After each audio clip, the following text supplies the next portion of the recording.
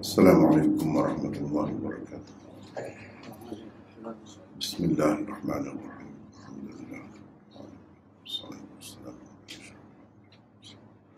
wa ala alihi wa ashabihi ajma'in. Rabbi yassir.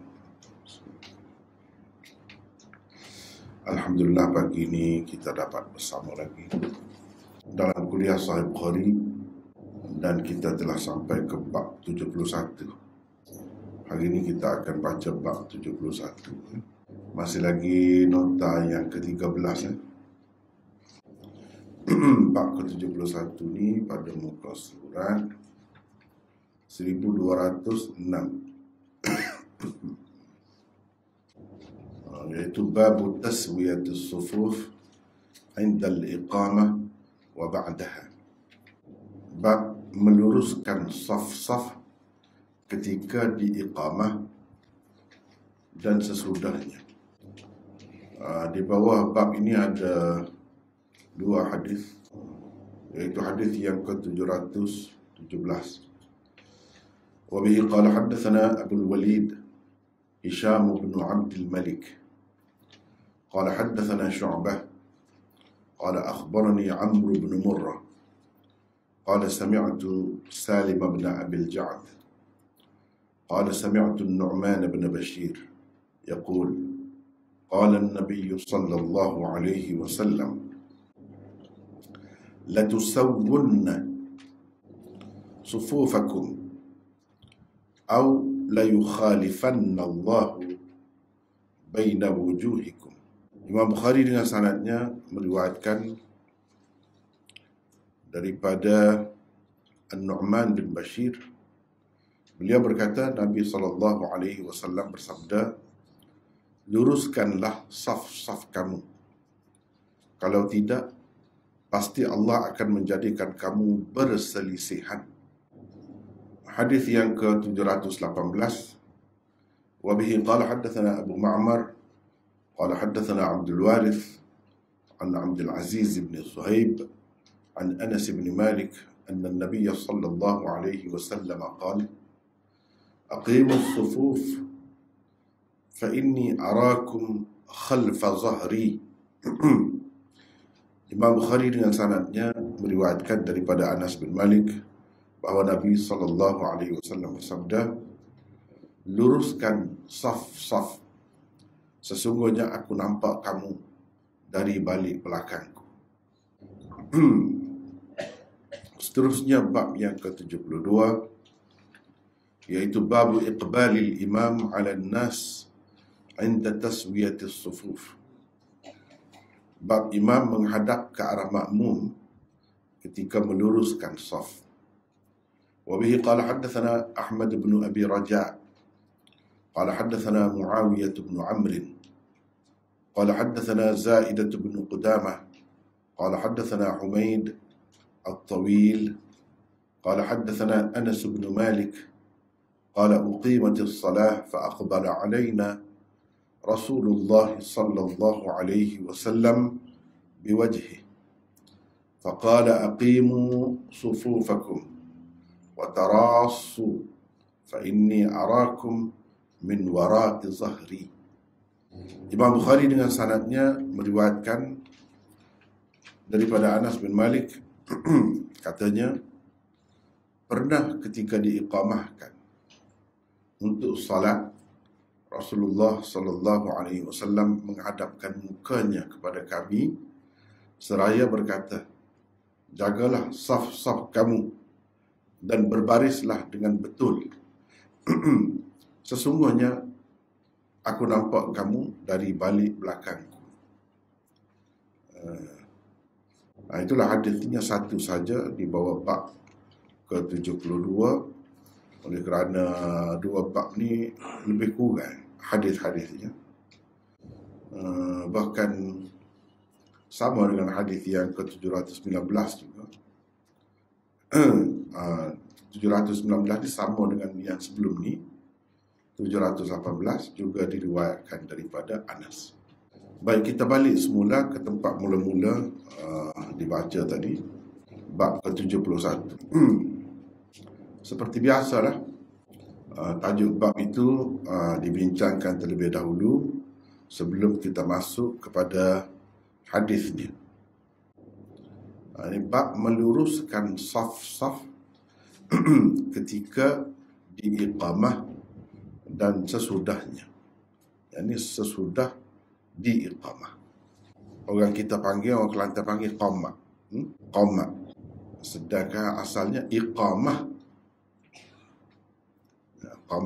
Qamat tu qamah maknanya lain, tapi dah bahasa kita gitu kan. Jadi iqamah. Iqamah ni makna apa? Meminta berdiri, membuatkan orang berdiri, bangun. Itu makna iqamah. Membuatkan orang, jadi jemaah tu bangun. Mana-mana yang duduk tu bangun. Itu makna iqamah. Asal maknanya. Dari segi istilahnya, iaitu mengucapkan ucapan-ucapan tertentu, lebih kurang azan juga, tapi dengan cepat, dengan ringkas. Lafaz-lafaz dia tu ada sedikit sebanyak berbeza dari segi pengulangan lafaz dia tu. Itu tidak dibincang sinilah. Ada perbezaan sedikit sebanyak. Mungkin kalau kita pergi ke luar negara, kita bunyi pelik sikit. Tak payah pelik lah. Memang ada pun. Memang ada pun. Misalnya kalau mazhab Syafi'i ataupun yang sama dengannya lah, ramai juga. Dia sekali-sekali je. Asyhadu an la ilaha illallah, asyhadu anna Muhammadar Rasulullah, kan cepat-cepat. Kalau setengah-setengah mazhab tu dua kali sepuazan lah. Jadi panjang, lama sikit. Tak apalah, ini cerita lain. Cerita sekarang ni kita masih lagi berkenaan dengan sembahyang jamaah. Sembahyang jamaah dia adalah saf-saf tu, saf pertama, saf kedua dan seterusnya. Jadi keadaan saf tu macam mana? Betulkah masing-masing betul ke? Memanglah begitu. Tetapi selain daripada itu, tanggungjawab imam secara khususnya, dia ada satu lagi tanggungjawab, iaitu memperbetulkan saf. Itu lebih nyata dalam bab ke-72 selepas ini, sebab Imam Bukhari sebut imam secara jelas. Di sini bab 71 ni membetulkan saf, meluruskan saf. Mana ini tanggungjawab semua. Semua kena buat begitulah. Kena meluruskan saf tu. Sama ada imam suruh atau tidak suruh, makmum tu kena betulkan saf lah. Itu maksud di sini. Bab 72 disuruh imam. Mana imam lebih bertanggungjawab lagi dalam masalah memperbetulkan, memastikan saf itu betul. Begitu ceritanya. Jadi dia ada dua bab ni saling berkait lah. Baik, kita ada nota 1548. Terdapat sekurang-kurangnya 4 pandangan ulama tentang tujuan Imam Bukhari mengadakan tajuk bab ini, iaitu sebab apa saya sebut terdapat sekurang-kurangnya 4 pandangan?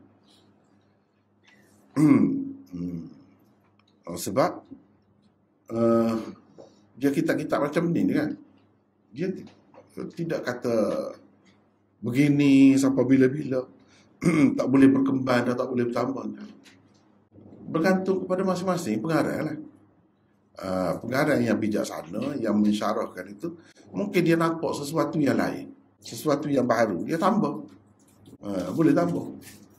Tidak kata setakat ni ya, tak boleh dah lebih daripada ni. Dah.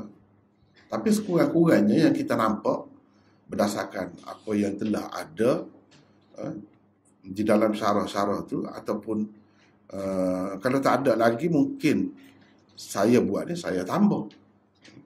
Kalau orang lain mungkinlah dia tambah, ataupun perbincangan tentang tajuk ni banyak kitab syarah Bukhari tak ada pun.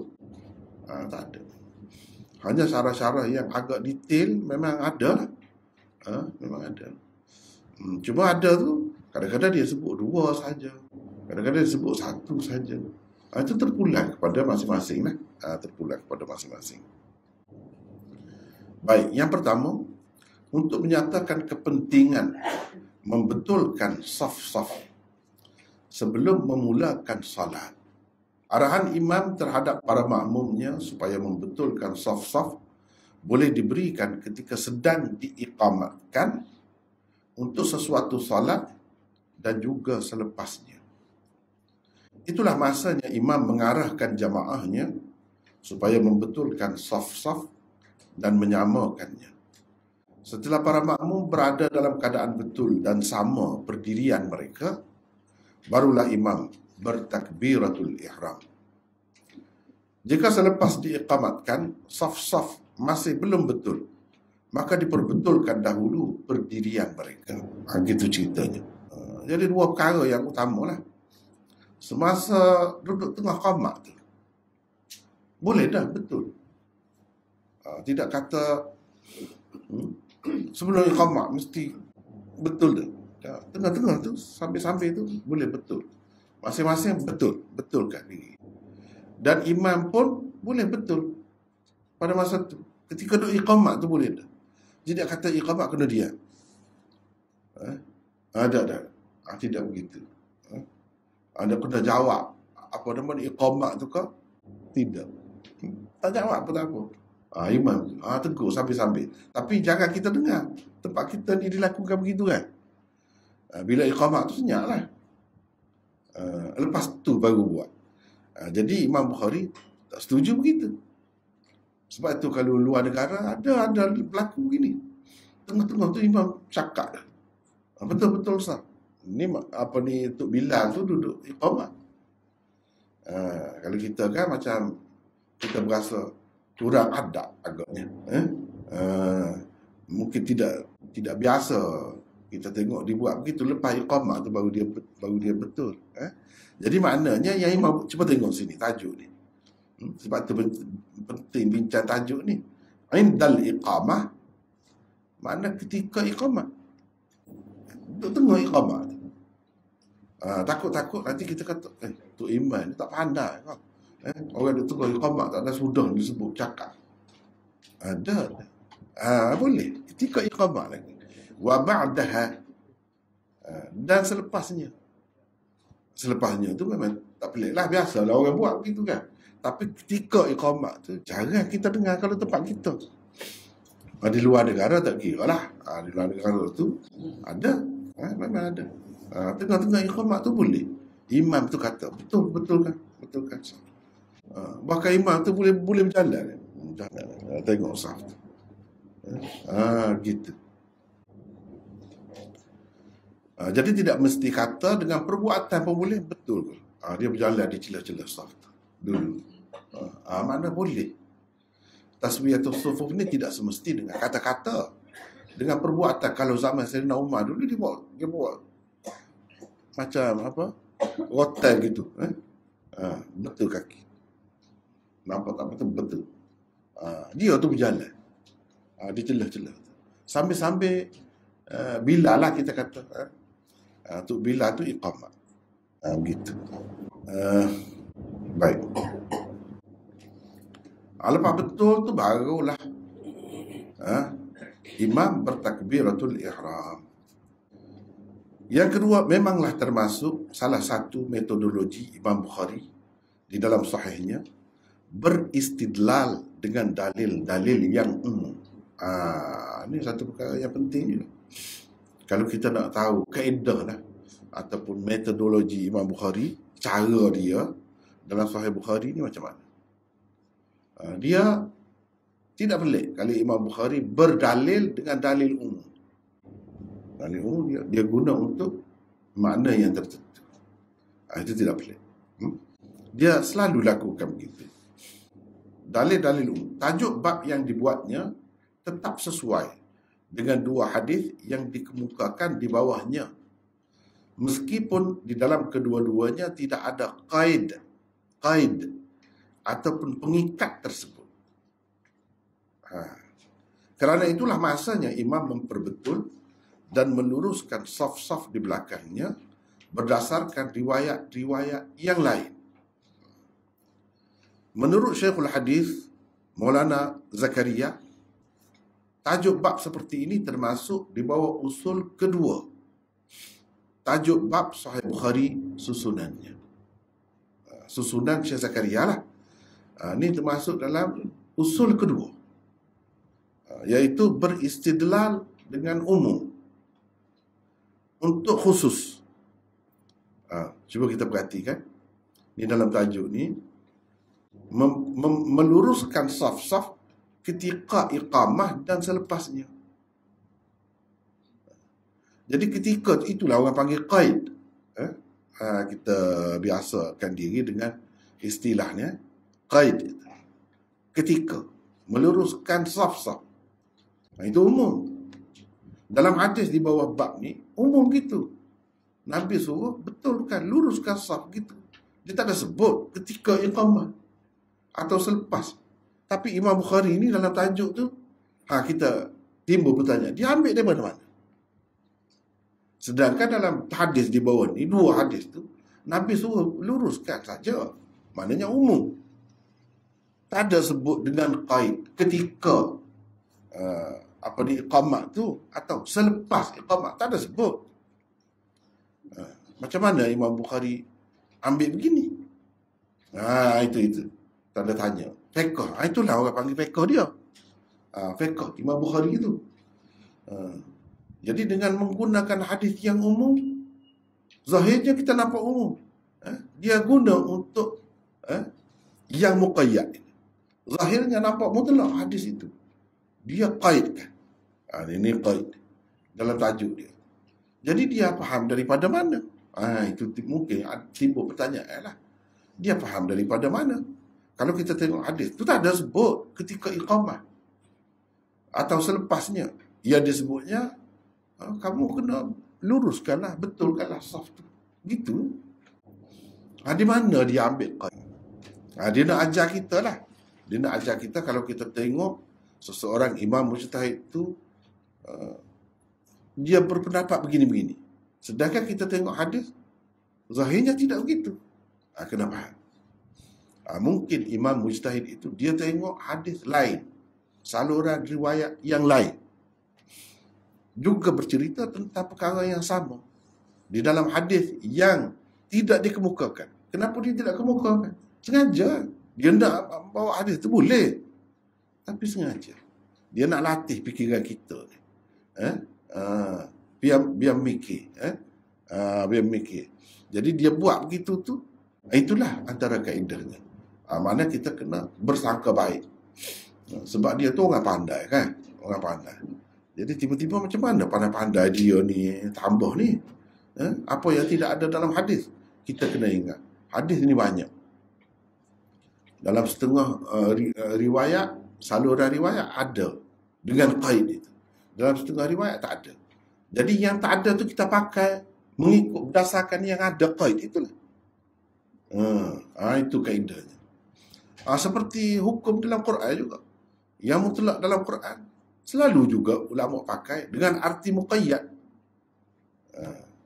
Itu bendanya. Dengan arti muqayyad. Jadi itu kena belajar usul fiqh pula lah. Kadang-kadang zahir itu macam muqayyad, tapi tidak dipakai muqayyad itu. Tidak dipakai muqayyad itu. Misalnya, hurrimat alaikum ummahatukum wa banatukum. Itulah ayat itulah yang haram kahwin tu. Diharamkan kepada kamu kahwin dengan ibu-ibu kamu, anak-anak perempuan kamu dan seterusnya. Warabaibukumul lati fi hujurikum. Dan anak-anak tiri kamu. Anak-anak tiri yang di dalam haribaan kamu. Anak-anak tiri dalam haribaan kamu. Itu qaid itu orang panggil itu. Bukan anak tiri saja. Anak tiri dalam haribaan kamu. Jadi qaid. Qaid itu pakai ke tidak? Tak pakai itu. Itu kena belajar usul fiqh lah pula. Di mana qaid itu orang pakai. Di mana qaid itu tidak dipakai. Dia ada bab berasingan pula tu. Jadi tidak kata kita buat kesimpulan dah anak-anak tiri yang dalam haribaan kamu, yang kamu pelihara, yang kamu riba, tiba-tiba dia besar, kamu nak kahwin dengan dia. Tak boleh. Kalau yang kamu asuh dia, kamu riba dia, kalau kamu tidak riba, bolehkah? Tak boleh juga. Tak boleh juga. Lepas tu apa maksud qaid? Qaid itu banyak maksudnya. Qaid itu banyak maksudnya pula. Ada kalanya qaid itu bukan nak cerita boleh tak boleh. Nak ceritanya memang tak boleh anak tiri tu. Kalau yang kita pelihara sendiri, masa dia budak lagi, dia kencing atas riba kita, itu lagilah tak patut. Dia memberi makna macam tu. Gitu. Dan banyak lagi lah, banyak dalam Quran, dalam hadis macam tu. Dia kena ikut kaedah lah. Wala tukrihu fatayatikum 'ala al-bigha in aradna tahassuna litabtaghu 'arada al-hayati ad-dunya. Contohnya, la tukrihu fatayatikum 'ala al-bigha. Jangan kamu paksa hamba-hamba perempuan kamu berzina. In aradna tahassuna, jika mereka itu nak hidup suci. Untuk apa kamu paksa dia? Untuk kamu dapat duit mata benda dunia. Ini cerita sejarah lah. Cerita sejarah. Zaman dahulu, zaman ada hamba abdi dahulu, orang berniaga. Salah satu cara berniaganya, jadikan hamba-hamba saya dia tu pelacur. Pandai kemahiran lain itu pun dia ada juga. Yang muda-muda tu dia buat pelacur. Yang tua-tua tu adalah kerja-kerja lain lah. Jadi dalam ayat tu dia kata jangan paksa hamba-hamba perempuan kamu berzina. Jadi kita kata kalau tidak paksa, satu.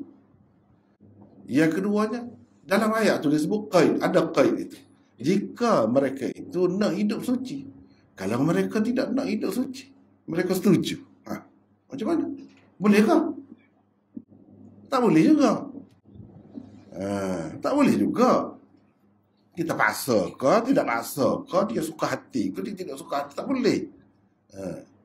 Nak ceritanya, kalau dia tidak suka, lagilah. Tak boleh. Kalau dia suka pun tak boleh, sebab benda tu haram. Jadi qaid tak terpakai. Qaid tak terpakai.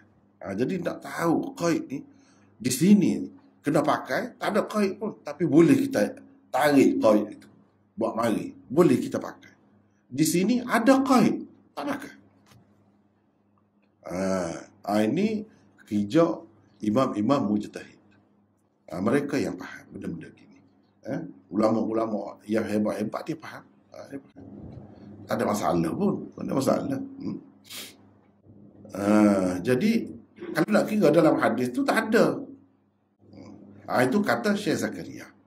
Jadi Syekh Zakaria sebut ni di dalam kitab mana?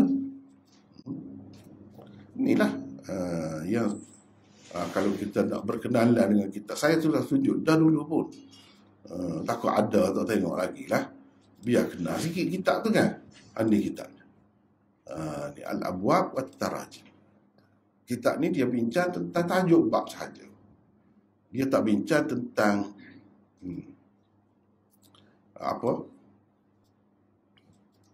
tentang hadis dia tak bincang. Ini kitabnya. Tengok sajalah kan. Tengok, suka-suka tengok kan. Aku pernah belajar dulu, tengok. Tengok kitab tu. Jadi saksi mata gitu tu. Suka-sukanya. Ngaji sungguh, tengok. Ini satu edisi. Edisi lainnya ni. Edisi ni tulisan dia mudah sikit. Gitu, besar-besar gitu. Kita sama. Kita yang sama. Cuma yang ni bila dia buat macam ni, yang tadi tu dia jadi 5 jilid. Bila buat gini, tadi 2 jilid saja. Sebab dia halu-halu tulis tu. Rapak-rapak. Ni. Rapak-rapak tulis. Macam tidak bahasa Arab. Bahasa Arab tu. bahasa Arab. Itulah dalam kitab ni lah dia sebut. Satu lagi kitab dia hadis syarah Syekh Zakaria Lami'ud Darari. Ada 10 jilid. Ni hadis tak ada ni 10 jilid ni. Dia ambil hadis tu mana-mana di bawah setiap bab tu mana-mana yang berkenaan saja, yang perlu disyarah saja. Jadi dianya kalau kita tengoklah, kalau kita ambil, kita tengok kitab ni. Ni Lami'ud Darari. Lami'ud Darari ni ni bahagian atas ni yang saya selalu sebut Maulana Rashid Ahmad Gangohi. Ni atas ni Rashid Ahmad Gangohi. Di bawah ni ni Syekh Zakaria. Sebab itu orang panggil Syekhul Hadis dia. Sebab memang dia buat kerja sungguh hadis. Kalau di sana, kalau di India dan Pakistan, kalau sebut Syekhul Hadis gitu, maksudnya dia. Padahal orang lain ramai lagi Syekhul Hadis. Sebab jasa dia sangat besar. Terutamanya dalam hadis lah. Dalam hadis. Jadi di bawah ni dia punya lah. Yang di atas ni Rashid Ahmad Gangohi. Gini ke Rashid Ahmad tulis gini ke? Tak. Jadi kerja ni bersambung-sambung. Ada kesinambungannya orang kata. Sambung-sambung. Ayah kepada Syekh Zakaria ni anak murid Rashid Ahmad Gangohi. Rashid Ahmad Gangohi macam saya ni, mengajar ni bahasa Melayu. Dia mengajar dalam bahasa Urdu. Anak murid ni terjemahkan ke dalam bahasa Arab. Siapa anak murid? Ayah Syekh Zakaria. Ayah dia tu alim dia. Lepas tu disambung oleh anak dia ni bawah ni. Mana-mana yang perlu dia hurai lagi, dia sambung. Sampai jadi 10 jilid. Cerita ni berkait dengan Sahih Bukhari lah. Dia tak ada hadis ni sini. Tak ada hadis. Kitab ni tak ada hadis. Dia ambil mana-mana berkenaan saja yang perlu disyarah. Itu jasa dia. Baik. Itu yang kedua. Yang kedua. Jadi itu biasalah Imam Bukhari cara dia gitu. Kenapa kita kata dia tak ambil yang ada qaid terus, barulah sesuai dengan tajuk dia. Dia nak suruh kita fikir. Dia nak suruh kita fikir. Sebab Imam Bukhari, sebab itu kita kena tahu apa tujuan dia tulis kitab dia ni. Masing-masing pengarang kitab hadis tu ada maksud dia. Maksud Imam Bukhari ialah melahir orang yang bijak dalam memahami hadis. Dan orang yang boleh berijtihad. Akhirnya bila belajar ni mampu berijtihad. Tapi dengan cukup syarat dia lah. Dengan cukup syarat dia lah. Kalau belajar sampai akhir habis dah. Tapi nak baca sendiri tak ada baris tak boleh. Tak boleh. Tak boleh. Dia kena boleh baca sendiri ya. Lepas tu boleh faham sendiri. Gini. Walaupun tak ada, kamu kena faham seperti aku faham lah. Dia nak ajar kita. Aku faham macam mana? Aku buat macam mana? Aku beristidlal dengan dalil yang umum. Ini salah satu kaedah. Dalil umum. Itu pandangan yang kedua. Yang ketiga. Ini Hafiz Ibn Hajar.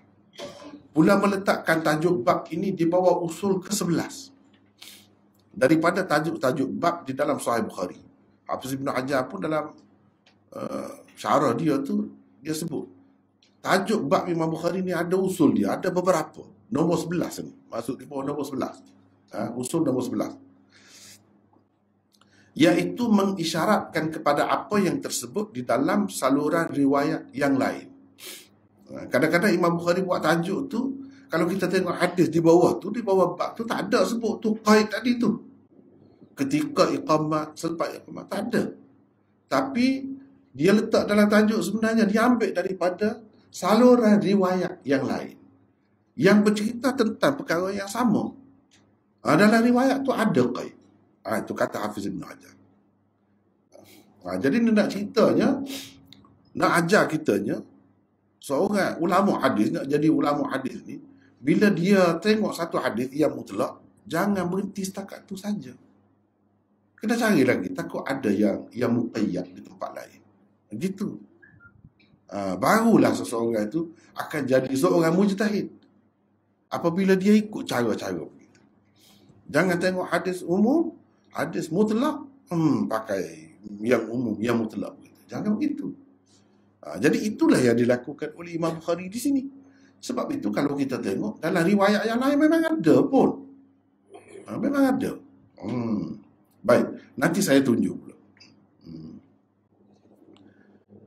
Walaupun qaid yang disebut oleh Bukhari di dalam tajuk bab ke-71 ini tidak terdapat di dalam kedua-dua hadis yang dikemukakan di bawahnya.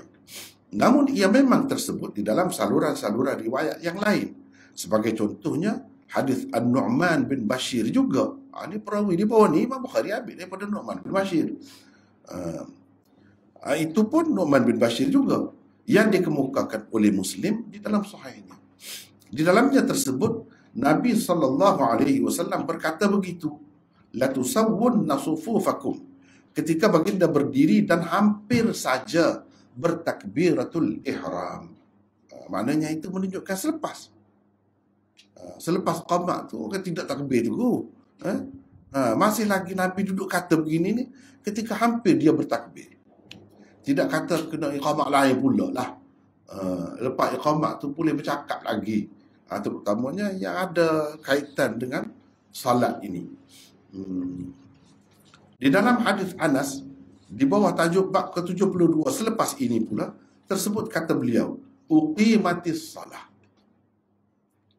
Fa aqbala alaina Rasulullah sallallahu alaihi wasallam biwajhi.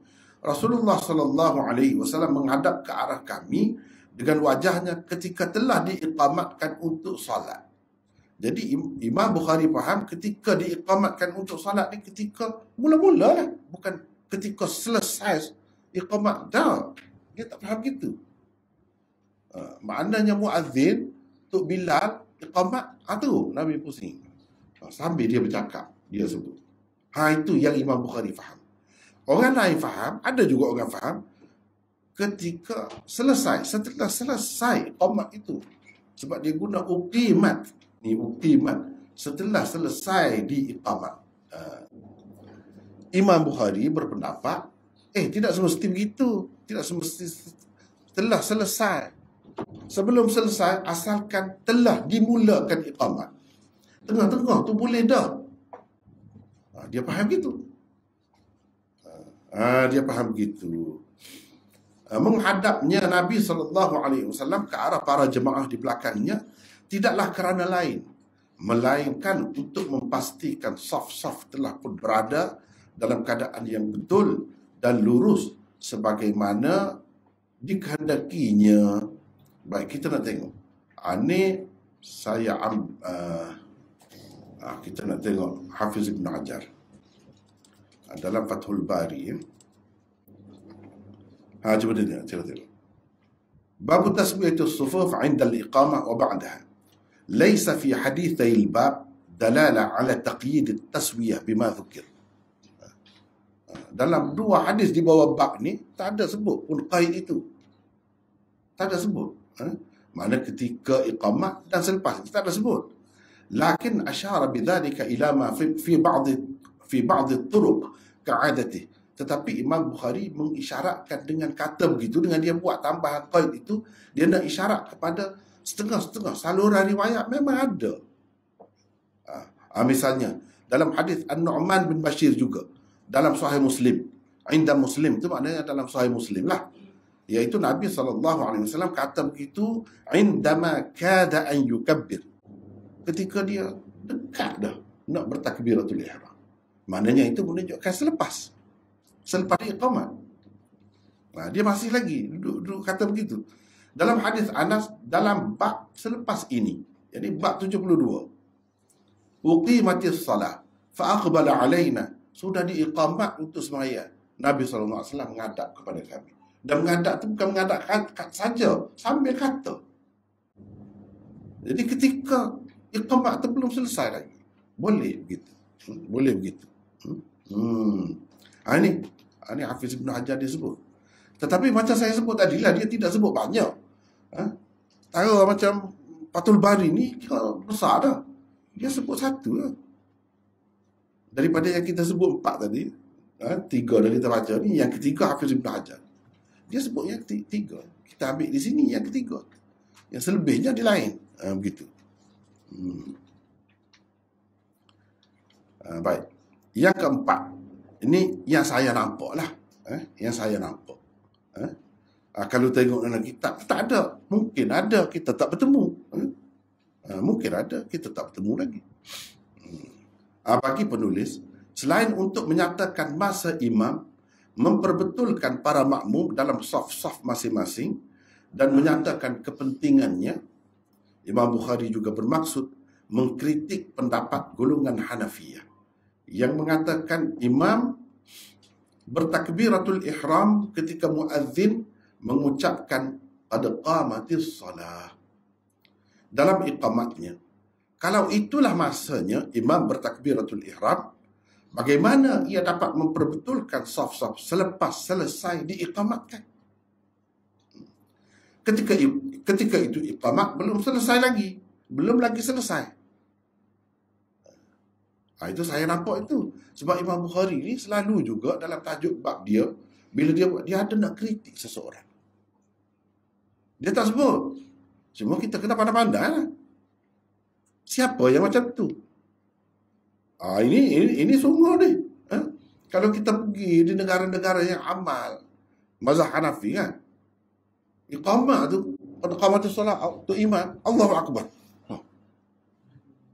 Allahu Akbar dah. Jadi Allahumma rabb hadhihi da'wati tammah itu tak tahu mana dah tu. Tak ada dah tu. Itu azan kata dia, bukan iqamah. Jadi nak perlu jawab, tak ada, itu azan kata dia. Jadi Imam Bukhari nak kritik, tapi cara dia kritik macam tu Imam Bukhari ni. Kalau nak harap dia sebut nama kan, tak ada lah. Kalau kita dah biasa dengan cara dia kan, kita akan nampak ni ada benda ni. Ada benda. Dia nak kritik itulah. Sebab itu dia buat selepas iqamah. Kalau ketika qad qamatis solat untuk imam takbir dah, nak tegur kan, nak perbetulkan saf macam mana selepas iqamah. Itu belum selesai lagi. Itu cara dia. Imam Bukhari ni dia kritik semua ni, tak kira. Cuma orang yang pandai tahulah. Orang yang tak mengaji tak tahu dia kritik siapa ni. Sebab kita kena tahu dah siapa yang buat gitu. Orang lain tak buat gitu. Cuba kita tengok misalnya di Malaysia, orang ikut mazhab Syafi'i ada buat macam tu? Tak ada gaduh sampai begitu mau tu imam. Ditunggu dulu lepas habis iqamah tu. Slow, kita ni slow. Lambat. Sebab tu perjalanan pun lain orang kita ni kan. Slow. Sebab slow. Orang dia memang, orang kita kata caliga. Memang cepat. Bagaimana kalaulah masa tu imam bertakbir, dia nak isyarat kepada imam tak boleh lagi takbir. Imam selepas iqamat tu kena tengok dulu betul ke tidak ni. Kalau tak betul tegur lah. Itu maksud. Mana ada kesempatan nak tegur selepas iqamat tu kalau dah takbir dah, sebelum habis iqamat lagi.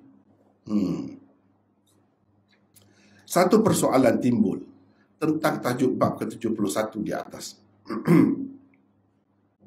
Iaitu dari mana Imam Bukhari menyimpulkan dua qaid yang dikata pengikat yang dikemukakannya di dalam tajuk bab itu. Ketika di iqamah dan sesudahnya, inilah yang dimaksudkan qaid itu.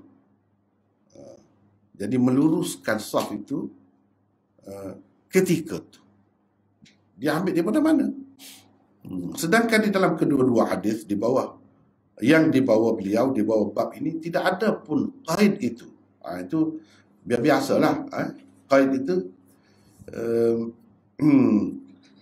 satu istilah. Kita pun elok juga kalau kita biasakan kan. Banyak kan yang kita ambil dari istilah Arab tu. Jadi kita ambil satu lagi, qaid. Dia bercakap tu dengan ada qaidnya. Saya boleh pergi dengan syarat. Syarat tu qaid lah tu. Ikutlah syarat ke apa, sifat ke. Tu qaid semua tu. Ambil baju tu, ambil kopiah tu, kopiah yang hitam. Contohnya. Yang hitam tu qaid lah tu. Jadi qaid ni banyak bentuk. Banyak bentuk.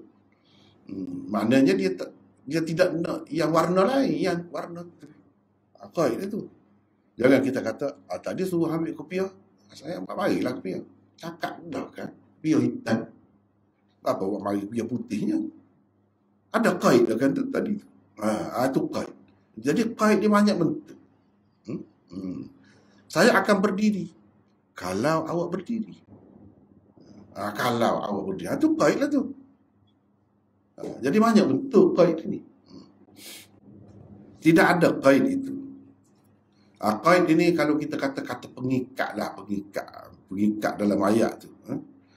Bagaimana beliau menentukan dua masa itu untuk imam membetul dan meluruskan saf-saf di belakangnya? Tidak bolehkah saf-saf diperbetulkan sebelum iqamat? Mungkin kita tanya begitu. Tak boleh. Kenapa saf tidak diperbetulkan sebelum iqamat? Selepas iqamat? Dua jawapan telah diberikan oleh para ulama terhadap kemusykilan tersebut. Satu, sabda Nabi sallallahu alaihi wasallam, la tusawwunna sufufakum. Di dalam hadis ke-717 di atas merupakan jumlah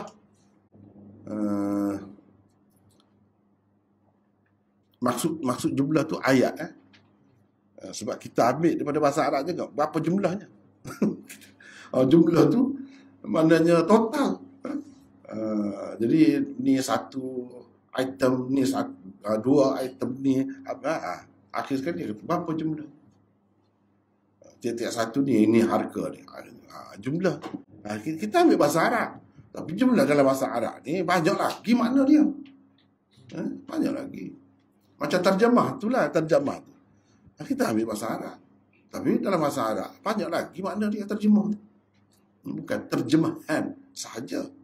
Sama juga dengan ini jumlah ni. Jumlah ni maksudnya ayat. Ayat lah. Orang panggil jumlah. Jumlah tu ada dua pula. Ada jumlah yang tidak lengkap, ada jumlah yang lengkap. Jumlah naqisah, ada jumlah tamah. Orang panggil. Ada jumlah yang lengkap, ada jumlah yang tidak lengkap. Tak apa. Baik. Merupakan jumlah khabariyah pada lafaznya. Tetapi pada maknanya, ia adalah jumlah insya'iyah. Terjemahan yang diberikan di atas adalah berdasarkan makna dan ertinya, iaitu insya'iyah. Maksudnya ialah memang ada perintah Rasulullah sallallahu alaihi wasallam supaya memperbetul dan meluruskan saf-saf. Memang ada perintah. Di dalam hadis kedua di bawah bab ini pula memang tersebut dengan jelas perintah baginda supaya memperbetulkan saf-saf. Aqimus sufuf. Itu makna perintah tersebut. Daripada dua hadis itu diketahui peri pentingnya meluruskan saf-saf sebelum memulakan salat. Dan usaha meluruskan saf-saf itu pada kebiasaannya berlaku semasa diiqamatkan untuk sesuatu salat atau selepasnya. Ia tidak berlaku sebelum iqamat. Kalau kita perhati sunnah Nabi, apa yang dilakukan oleh Nabi SAW dan oleh sahabatnya, masa mana? Dua tu, bukan sebelum tu. Berdasarkan arti umum dan kebiasaan yang berlaku dalam sunnah Nabi SAW, itulah Imam Bukhari menyimpulkan qaid tersebut ketika iqamat dan sesudahnya, selepasnya. Dia faham daripada situ. Jadi ini panjang pula kalau kita nak bincang ini. Kalau orang yang belajar ilmu balaghah mudah saja. Sebut saja. Ni jumlah khabariyah, lafzan, insya'iyah, makna. Apa? Gitu. Jumlah ni khabariyah lafzan, insya'iyah makna. Apa faham tu? Sebab tu dia kena kalau nak mudah lah, kita baca sendiri dia sebut gitu, faham tak? Kena belajar kaedah-kaedah ni. Kalau tak belajar tak bertemu. Kalau belajar nahwu tak bertemu. Dia ilmu balaghah. Dalam ilmu balaghah tu ilmu ma'ani orang panggil. Ilmu ma'ani, satu cabang ilmu balaghah. Dalam tu ada sebut benda ni. Kadang-kadang jumlah tu insya'iyah lafzan, khabariyah makna. Sebalik. Nampak macam suruh, tapi bukan suruh, cerita saja.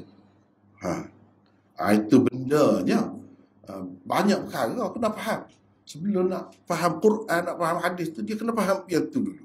Sebab memang banyak guna begitu. Jadi ayah ni kalau saya nak sebut pun, ayat cerita ni macam mana? Ayat cerita selalu kita guna. Contoh, saya nak tulis. Saya tulis. Kita buat contoh sini lah. Saya tulis. Selalu kita berjumpa. Cuma kita tak perasan. Sallallahu alaihi wasallam. Rahimahullah. Banyak lagi. Yang lain-lain. Ini ayat ni. Sallallahu alaihi wasallam. Ayat apa ni? Khabar ke insya'? Zahirnya khabar. Khabar tu mana dia cerita. Ayat cerita. Bukan ayat suruh. Tak. Bukan ayat minta ke apa. Tak. Lepas tu insya' tu ada berapa bahagian pula. Banyak pula. Ni cerita ni. Kalau kita mengikut asal dia. Asal dia cerita. Allah telah merahmatinya. Dan Allah telah mensejahterakannya. Gitu. Itu terjemahan bagi jumlah khabariyah. Tetapi kenapa orang tidak terjemah begitu?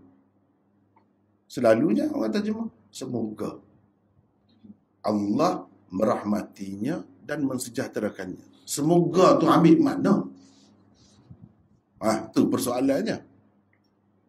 Sebab tu kalau kita tengok orang pandai-pandai macam tu lah dia terjemah. Semoga tu ambil mana? Ambil daripada jumlah itu, walaupun zahirnya cerita, tapi maksudnya bukan cerita di sini. Insya' maksudnya. Insya' tu maksudnya minta. Semoga harapan kita minta dengan Allah. Doa tu insya' lah. Itu ayat insya' orang panggil. Bukan ayat khabar. Tapi zahirnya khabar. Tapi maksudnya bukan khabar. Insya' tu doa, suruh, larang, harapan. Itu semua insya'. Jadi kita nak tahu macam mana? Itu kena belajar. Sebab itu orang terjemah, semoga Allah maksud selawat kepada Nabi itu merahmatinya dan mensejahterakannya. Rahimahullah, bila kita sebut nama ulama, rahimahullah yang mati dah tu. Yang mati dah biasanya orang sebut beginilah. Semoga Allah merahmatinya. Semoga tu mari mana? Ni ayat khabar ni kan nak kira ni. Ya, kalau kita nak kira asal dia, Allah telah merahmatinya. Mana kita tahu Allah telah merahmatinya? Mana kita tahu? Kita bukan dapat wahyu. Allah telah merahmati, takut Allah telah menyeksanya, bukan merahmatinya. Mana kita tahu? Jadi kita pandai-pandai kata tu. Kalau khabar memberi makna, kita tahu. Dan kita cerita, Allah telah merahmati orang mati itu, ulama tu. Kita tahu mana? Kita dapat wahyu ke? Tidak. Lepas tu, di sini betul khabar, ayat tu khabar cerita, tapi bukan maksudnya khabar cerita. Maksudnya doa. Jadi bila doa tak timbullah masalah kita tahu melalui wahyu ke apa ke. Memang kita minta dengan Tuhan, semoga Allah merahmatinya. Gitu. Semoga tu mari mana? Itu benda. Situ benda. Jadi benda-benda gini kan, Usah kau orang hak tak mengaji. Hak ngaji pun tak tahu lagi ni. Kalau bertemu tak boleh tentu lagi ni, boleh pasti lagi ni. Dia boleh cerita apa ni, apa cerita yang jadi gini. Gitulah. Supaya juga Nabi SAW bersabda, "Idza lam tastahi fasna' ma syi'ta." Kalau kamu sudah tidak malu, buatlah apa yang kamu nak. Apa dia nak cerita? Baik, kita tulis. Biar mudah nampak sikit kan. Idza lam tastahi fasna' ma syi'ta. Ni kelebihan ni kan? Kelebihan. Kita boleh tengok. Ma syi'ta. Fasna' ma syi'ta. Cuba kita perhati. Kalau kamu sudah tidak malu, Nabi kata, fasna' ma syi'ta. Kamu buatlah apa yang kamu nak. Fasna' ni amar ni. Amar ni termasuk dalam insya. Nabi suruh kau. Nabi suruh kita buat kau. Apa yang kita nak. Bila kita tak malu, Nabi suruh. Memang Nabi suruh. Ikutlah. Nak buat apa pun. Nabi suruh. Betul ke dia suruh ni? Gitu. Ini orang panggil ayat ni insya'iyah lafzan khabariyah makna. Sebalik tadi. Zahirnya nampak macam insya', macam suruh. Tapi bukan maksud suruh sini. Maksudnya nak cerita. Memang manusia ni kalau dia sudah tidak malu kan, dia akan buat apa saja yang dia nak. Itu maksud dia. Bukan cerita tu. Kalau mengaji ni, antara cerita dengan antara orang kata, kalau guna istilah baru senang kan, kalau mengaji tu, tak boleh nak beza lagi antara khabar dengan insya'. Habis lah. Ngaji gapo? Tak boleh lagi tu kalau lagu tu. Tak boleh nak beza lagi. Insya' dengan khabar pun tak boleh nak beza lagi. Orang kata. Kalau orang rendah lagi, zaman jeruk pun tak faham lagi. Nak kacau apa je lagu tu. Nak bicara apa. Kalau zaman jeruk pun tak faham lagi. Tu kalau bawah lagi lah. Tu berkait dengan nahu. Orang belajar nahu faham lah. Ni tak ada ni dalam bab nahu ni. Dalam balaghah. Nabi SAW kadang-kadang bercakap begini. Kita kena faham. Bukan dia suruh, dia nak cerita ni. Dan kalau kata suruh ni tidak semesti makna suruh buat. Budak-budak faham itu. Saya selalu cerita dah. Sebelum ni saya cerita dah. Mana-mana yang lama-lama ni pernah dengar. Dah saya cerita. Saya masa budak-budak dulu suka mandi sungai. Sebab rumah saya tak jauh daripada sungai. Budak-budak kan. Dengan sebab itu pandai juga berenang. Bila kita pandai berenang kan, betul Syekh Nadwi kata, kalau orang pandai berenang kan sekali, dia tak akan lupa sepanjang hayat dia. Betul. Berapa tahun saya tidak berenang. Boleh berenang lagi. Boleh berenang. Asalnya mandi sungai. Ayah pergi rotai dari belakang. Kita tengok dia lari. Lari naik. Mandi lanja budak-budak kan. Sungai zaman itu. Lepas tu ambil baju, kain lari. Mandilah kata dia. Mandi lagi lah. Tak mandi. Kita ambil baju lari. Budak pun faham. Bahawa tidak semesti semua suruh tu maknanya memang suruh buat ada. Ni tanya ada apa tu? Suruh tu. Gitu. Jadi kadang-kadang suruh memberi makna gertakan, memberi makna ancaman. Itu kena faham tu. Kena faham. Dalam Quran ada, dalam hadis banyak macam tu. Jadi kena faham semua ni. Ini orang panggil jumlah khabariyah lafzan. Yang ni lah, yang ni. La tusawwun nasufufakum ni cerita. Tapi bukan maksud cerita sini. Maksudnya kamu kena. Kamu kena betulkan staff. Suruh lah maksudnya. Walaupun dalam bentuk cerita. Jadi terjemahan yang diberikan di atas adalah berdasarkan makna dan artinya, iaitu insya'iyah. Cuba kita tengok terjemahan yang saya buat ni. Luruskanlah saf-saf kamu. Ini suruh ni. Sedangkan kalau terjemahan zahir, asal perkataan itu tidak gini. Tidak gini. Sebab jumlah tu jumlah khabariyah. Bukan jumlah insya'iyah. Lepas tu salah ke kita terjemah gini? Tidak salah. Sebab kita ambil mafhum dia, maksud dia. Ada kaedahnya. Apa kaedahnya? Tadilah kaedahnya. Kadang-kadang jumlah itu zahirnya berupa khabar. Tapi maksudnya tidak khabar. Maksudnya suruh. Gini. Sebab itu kita terjemah. Luruskanlah saf-saf kamu. Di dalam hadis kedua, di bawah bab ini pula, jelas. Nabi sebut aqimus sufuf. Ini orang panggil jumlah insya'iyah ni. Suruh. Memang suruh. Jadi yang di atas tadi, nampak macam cerita. Sebenarnya dengan makna suruh juga tu. Dengan makna suruh juga. Seperti inilah juga. Aqimus sufuf. Jadi la tusawwunna sufufakum tu sama dengan sawu sufufakum. Itu maksudnya. Kalau kita tukar bahasa Arab tu daripada khabar kepada insya, sama dengan sawu sufufakum. Itu la tusawwunna sufufakum tu sama dengan sawu sufufakum. Jadi kalau sawu sufufakum itu memang insya lah. Kalau orang tak mengaji ni, tak jejak ni, tak apa. Itu jawapan yang pertama. Jawapan kedua adalah jawapan oleh Hafiz Ibn Hajar. Ia telah pun dikemukakan sebelum ini. Jadi faham daripada mana yang qaid itu, Imam Bukhari tambah qaid itu, dia faham daripada hadis mana. Dua hadis di bawah ni tak ada sebut qaid itu. Jadi Hafiz Ibn Hajar dah jawab dah sebelum ni. Jawapan nombor 3 tadi, iaitu dia mengambil kira saluran riwayat yang lain. Dalam saluran riwayat itu memang ada pun. Ataupun kalau tidak jelas pun boleh difahami begitu. Boleh difahami begitu. Begitu maksudnya. Baik.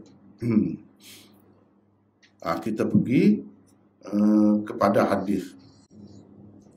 Saya ingat dah 2 bab hari ni.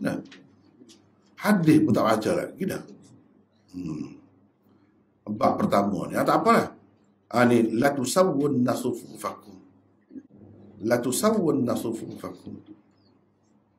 Panjanglah cerita kalau nak bahas apa. Au ni apa?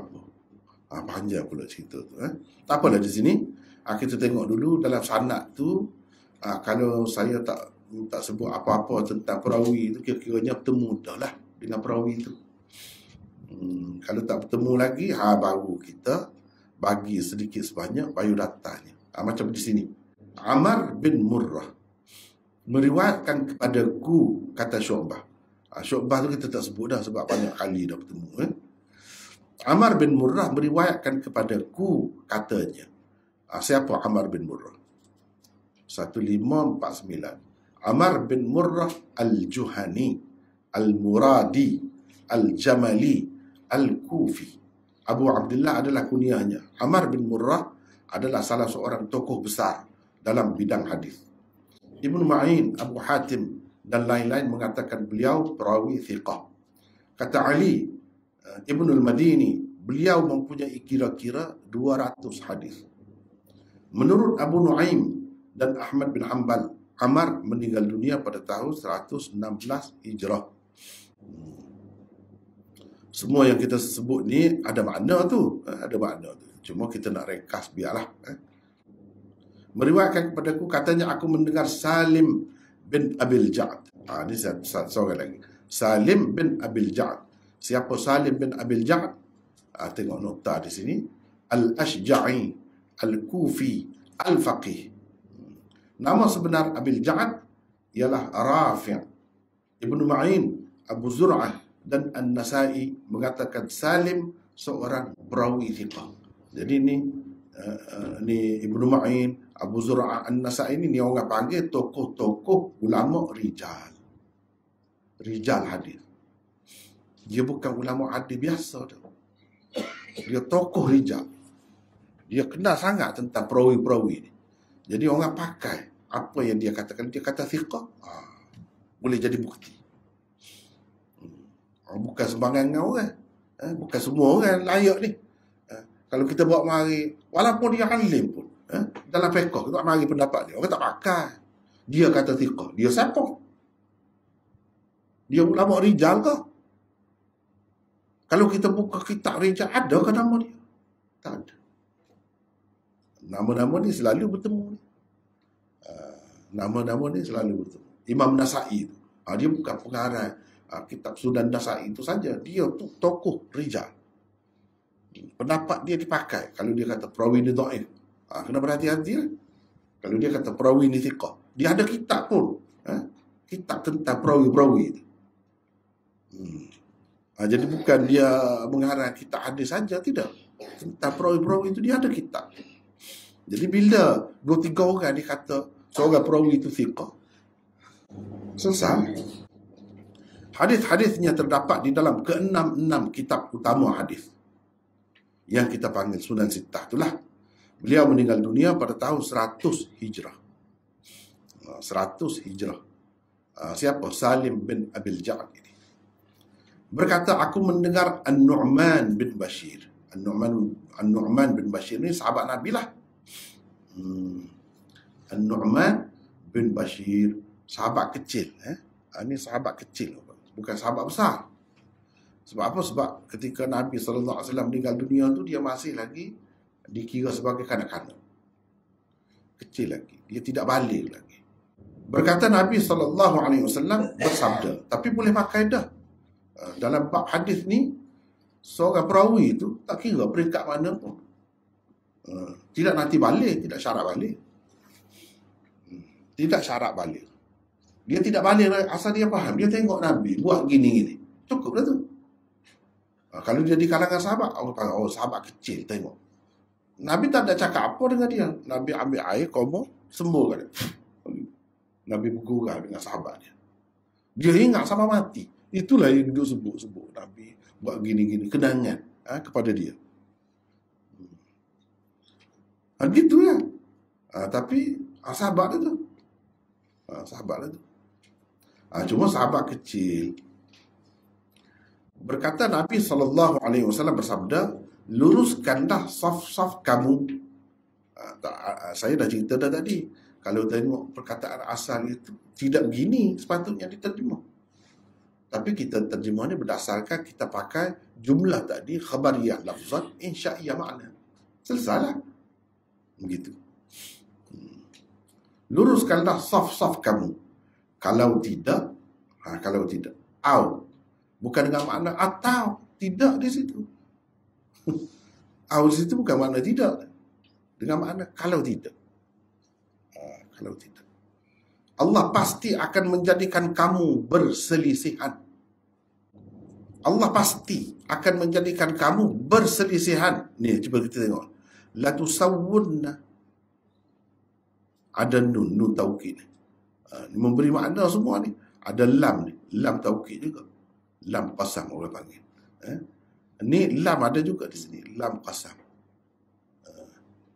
Lam muwatti'ah lil qasamil mahdzuf. Dipanggil. Kemudian ada nun taukid. Nun taukid pula nun taukid thaqilah. Bukan nun taukid khafifah. Maknanya, sebab itu kita terjemah pasti. Pasti.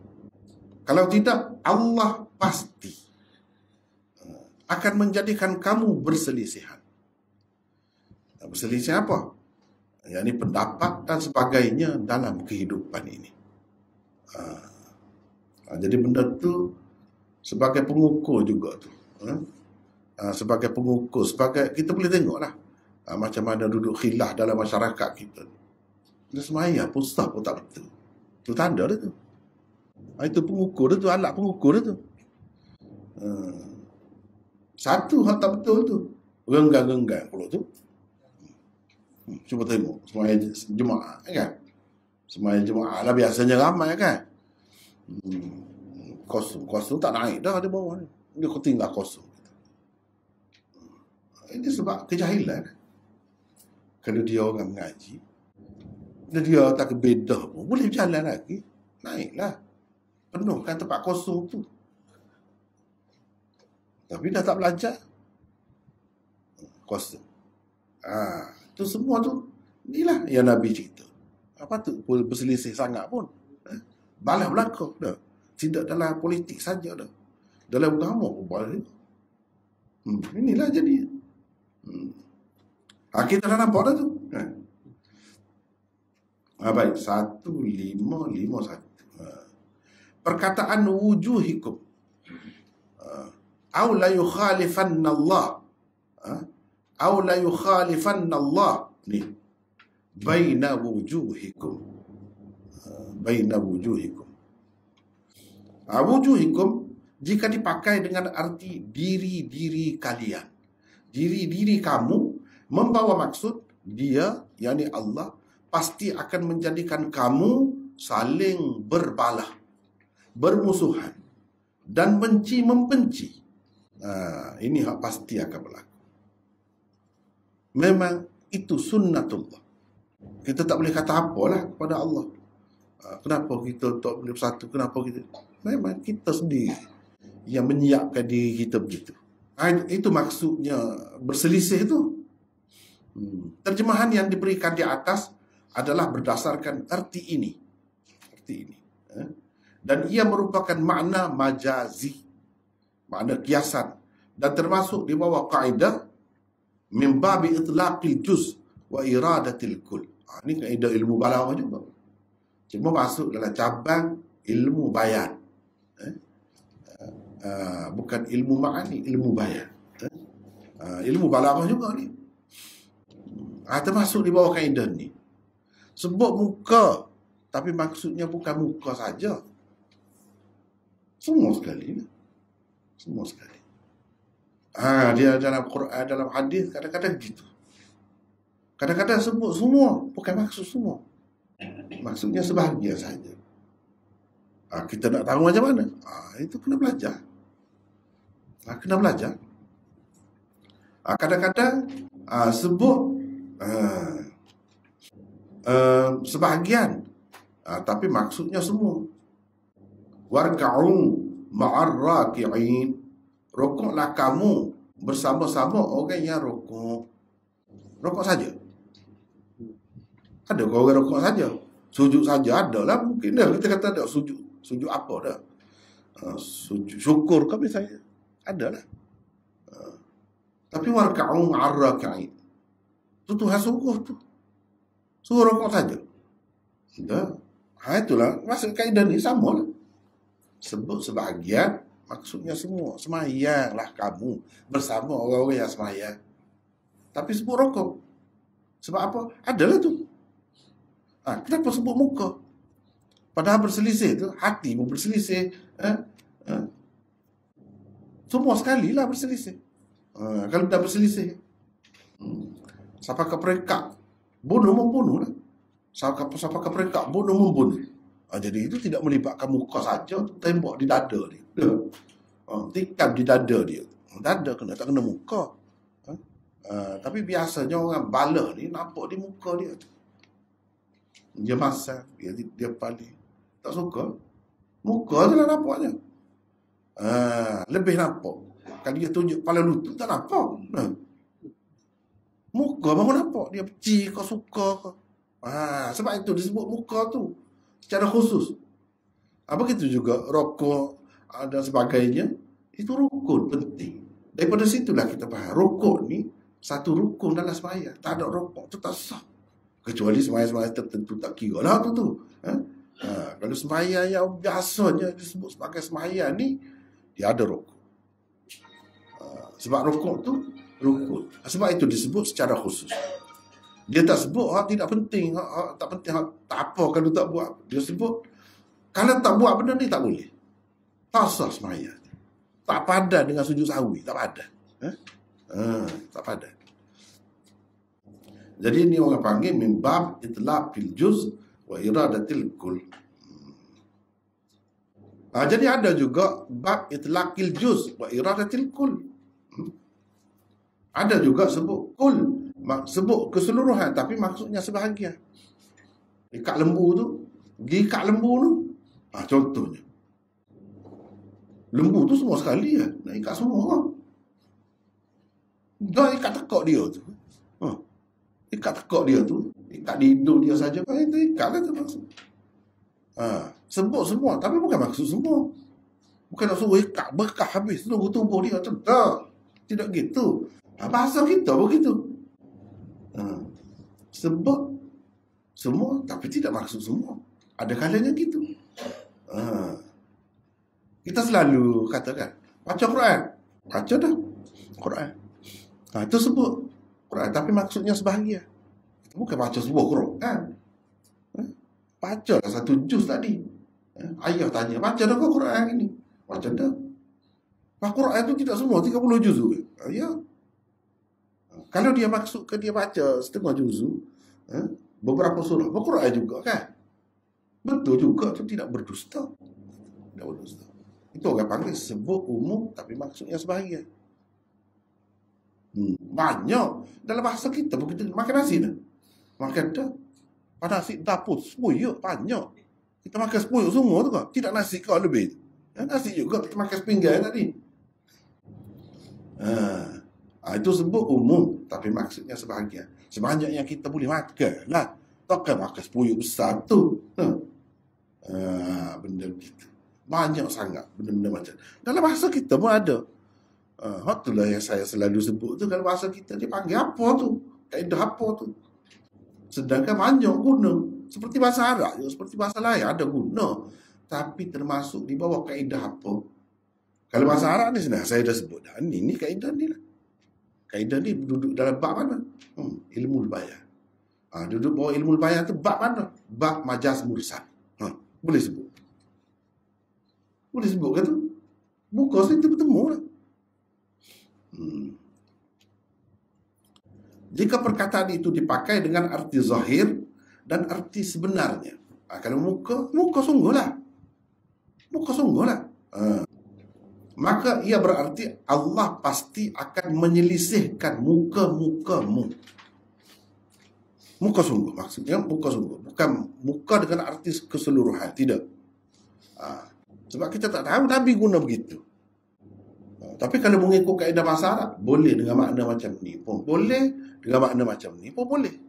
Sebab itu ulama bagi pendapat macam-macam tu, dia kata boleh jadi gini, boleh jadi gini. Kalau kita pakai dengan arti zahir, maka ia berarti Allah pasti akan menyelisihkan muka-mukamu. Dengan arti dia akan menjadikan kamu seperti orang-orang yang tidak mengenali satu sama lain. Kalau orang tidak kenal kan kita berselisih. Adakah kita tegur, paling, tanya khabar, senyum? Berapa banyak kita berjalan, dah pergilah dekat Menara Berkembar, dekat Kuala Lumpur tu kan? Orang entah mari dari mana, kita lalu selisih. Muka kita tak paling. Tuhan akan buat macam tu. Padahal kita kenal dia. Kita mesra dulu, orang bala lah ke mana, betul lah. Tak paling dah. Selisih macam tak kenal. Jadi gitu. Muka lah gitu tu muka. Seperti tidak kenal satu sama lain. Atau mengubah wajahmu dengan wajah makhluk yang lain seperti keledai, kera dan lain-lain. Atau menjadikan muka-mukamu tidak mengarah ke hadapan lagi. Sebaliknya akan terpusing ke belakang misalnya. Sehingga kamu tidak lagi secantik yang kelihatan sebelum itu. Ini akibat ni boleh berlaku. Akibat ni yang jelasnya ada berdasarkan hadis di mahsyar nanti. Dalam dunia tidak. Tapi dalam dunia ada juga. Kita tengok dalam Quran pun disebut kunu qiradatan khasi'in. Jadilah kamu kera yang hina. Memang jadi kera sungguh. Bani Israel. Tapi benda tu jarang berlaku. Jangan berlaku. Kalau Allah SWT nak buat, boleh. Memang telah berlaku dalam sejarah. Tapi setengah ulama kata memang gini sungguh. Muka sungguh. Tapi muka ni bukan di sini. Bukan di dunia. Di akhirat. Sebab itu dalam hadis sebutkan orang yang mendahului imam dia. Imam dia tak rokok. Lagi dia rokok dah.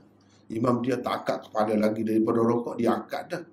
Kepala tu akan ditukar jadi kepala keledai besok. Di mahsyar. Orang kita panggil pada mahsyar.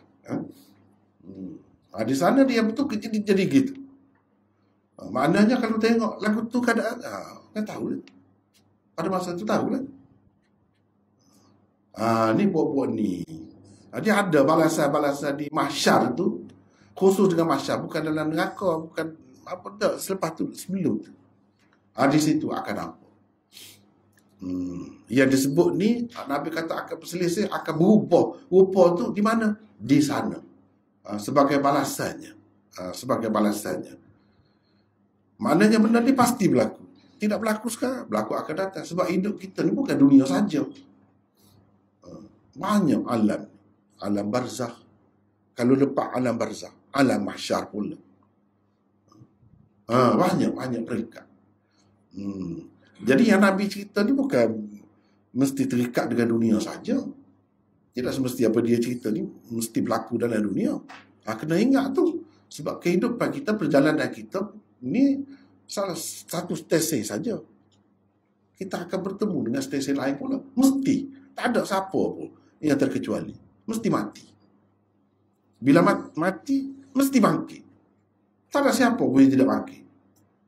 Kalau kata manusia dan jin ni, panjang umur ke pendek umur ke tak kira. Pasti. Macam tu. Jadi pasti ni, kita kata tu tak pernah kita tengok berlaku gitu. Sebab kita duk tengok dunia saja. Sebab tu nak tengok kejayaan orang, kegagalan orang. Jangan tengok sini saja. Kita boleh sebutlah, ni kejayaan dunia dia. Kejayaan dunia. Belum tentu lagi kejayaan di akhirat juga. Dia capai. Tapi boleh berlaku. Boleh juga dunia akhirat. Semua berjaya. Boleh. Baik. Erti pertama itulah yang lebih sesuai diterima dan lebih banyak menjadi kenyataan. Walaupun arti kedua juga mungkin berlaku jika dikehendaki Allah. Kita kata begitu. Kita kata boleh. Jangan main-main. Kadang-kadang Allah SWT rupa zahir itu tidak berubah. Perangai itu. Perangai binatang jadi. Sebab tu kadang-kadang kita tengok berapa ramai orang. Rupa orang. Tapi jahatnya. Tak ada hati perut jadi macam binatang. Itu kesan dia juga. Akibat juga. Baik. Seterusnya kita tengok satu lagi ya. 1552. Abu Ma'mar. Beliau ialah Abdullah bin Amr bin Abil Hajjaj At-Tamimi Al-Minqari Al-Basri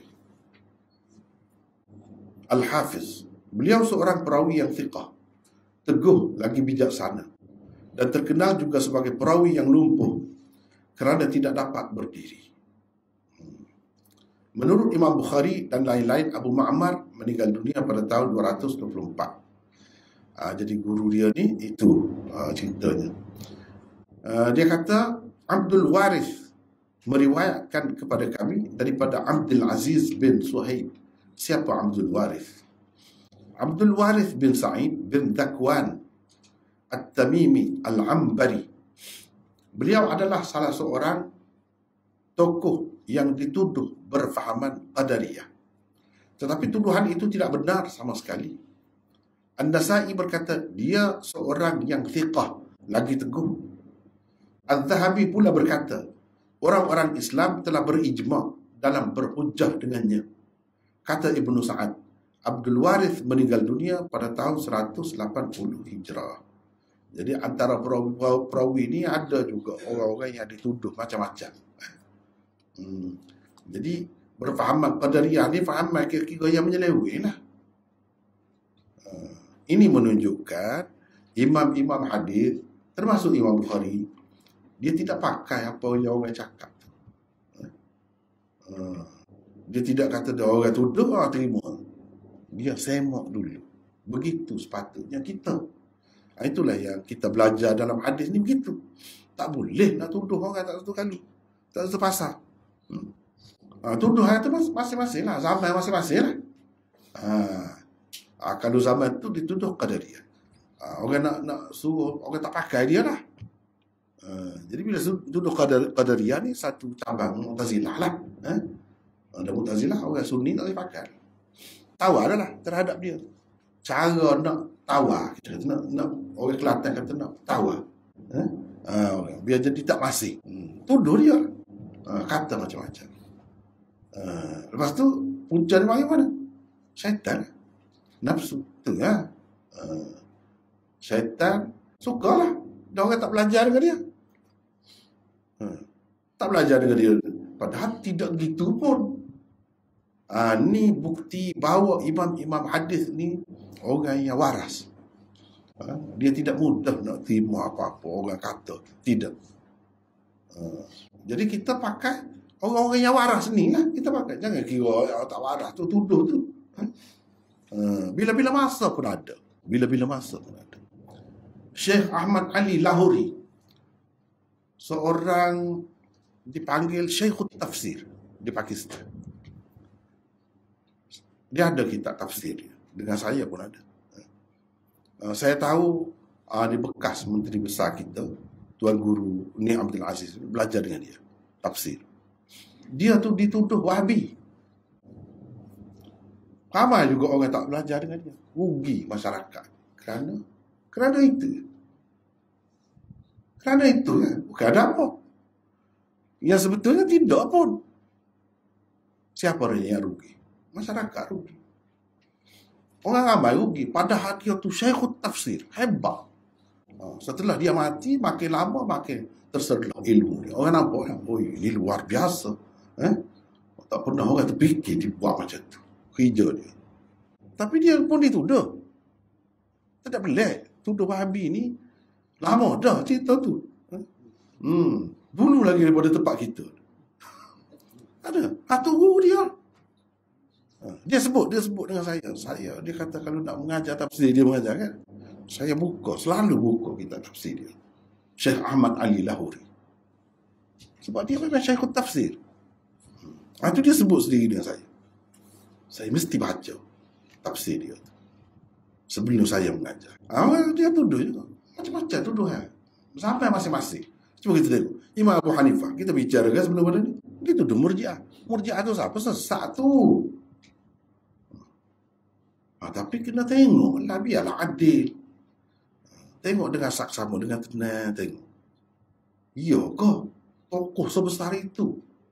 Berjuta-juta orang. Kalau nak kira tu wali lah, orang yang minat tu wali. Kan? Berapa ramai tu wali tu dalam masalah Nabi. Ikut dia lah. Sesat. Boleh kata. Sebab dia kata, fikirlah, biar tenang-tenang. Jangan merugikan umat. Tapi orang yang Allah SWT nak bui timbul, naik naik sepatutnya. Tuduh macam-macam. Apa dia tuduh juga. Jadi tak lepas. Itu payah nak lepas. Jadi kena faham lah benda-benda begini kan.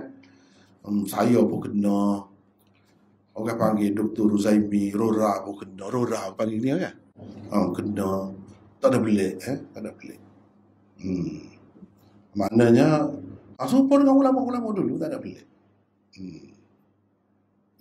Saya cuma peliknya kenapa orang yang bercakap nak ikut Nabi tu jadi pelik. Kalau orang nak bercakap tentang hadis-hadis sahih, itu yang peliknya. Itu yang saya pun rasa peliknya. Sepatutnya tidak pelik lah. Sekarang ni orang yang tidak ikut Nabi, orang buat bid'ah, hak tu jadi popular, hak tu ahli sunnah. Hak yang betul-betul bawa sunnah semua, hak tu pula dituduh sesat.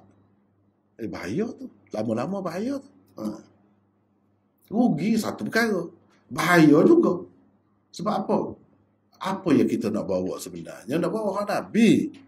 Dan kalau hak Nabi, kenapa yang jadi kalau mengajar hadis tu bimbang. Sebenarnya bimbang tu pasal tergugah cara pembawaan dia tu. Tergugah pembawaan dia. Kalau kita tidak pertahankan sunnah, dia macam-macam boleh berlaku. Orang boleh rekod ke apa. Boleh rekod, boleh buat macam-macam. Benda yang tak ada faedah, benda yang merugikan umat. Termasuklah sembahyang atas jambatan. Itulah. Itu bayanglah itu. Itulah akibatnya. Kalau tak ikut sunnah, nak pergi jajak. Mana banyak tempat orang dulu di situ pula, banyak ini pula. Banyak. Dalam masjid lah tempat dia. Kalau dia pun. Itu tak kena. Saya tegur. insaf lah. Jangan duduk musuh dengan orang-orang hadis ni. Kalau musuh ni jadi gitulah. Nak suk mana tu? Duduk ikut pasal tak ikut orang hadis. Kalau hadis je lah. Orang tak buat gitu. Lepas tu kalau nak kira, ganggu. Nyusah. Cuba fikirlah. Cuba fikir. Tak boleh tak kena tu buat lagu tu. Jadi lama-lama jadi bahan ketawa kan. Ikut sunnah. Sunnah apa?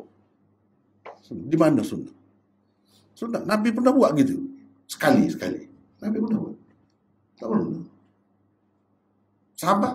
Tak pernah. Lepas tu, kita ikut siapa sebenarnya? Kan tak ada contoh gitu. Kalau ikut surah banyak, jauh boleh pergi tu. Jauh boleh pergi. Kalau atas bangunan, orang bunuh diri, maya hajar atas tu. Atas jalan raya, banyak aksiden, maya situ pun. Tak perlu. Bukan gitu caranya. Bukan gitu. Baiki yang sebenar jadi punca masalah. Itu tanggungjawab kerajaan sebenarnya. Tak ada kerja, jadi tekanan hidup, bagi kerja. Itu sebenarnya penyelesaian. Semaya hajat.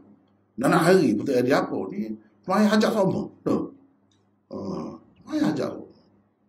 Satunya panggil tu ramai-ramai. Itu pun satu ada. Nabi tak buat tu lagu tu. Semaya hajat. Jadi gitulah. Itu sebagai teguran saya yang ikhlas. Agak fikir-fikirlah. Fikir-fikirlah. Jadi nak ikut-ikut tu, nombor satu kita kena ikut Nabi. Orang lain tu dia waktu tu.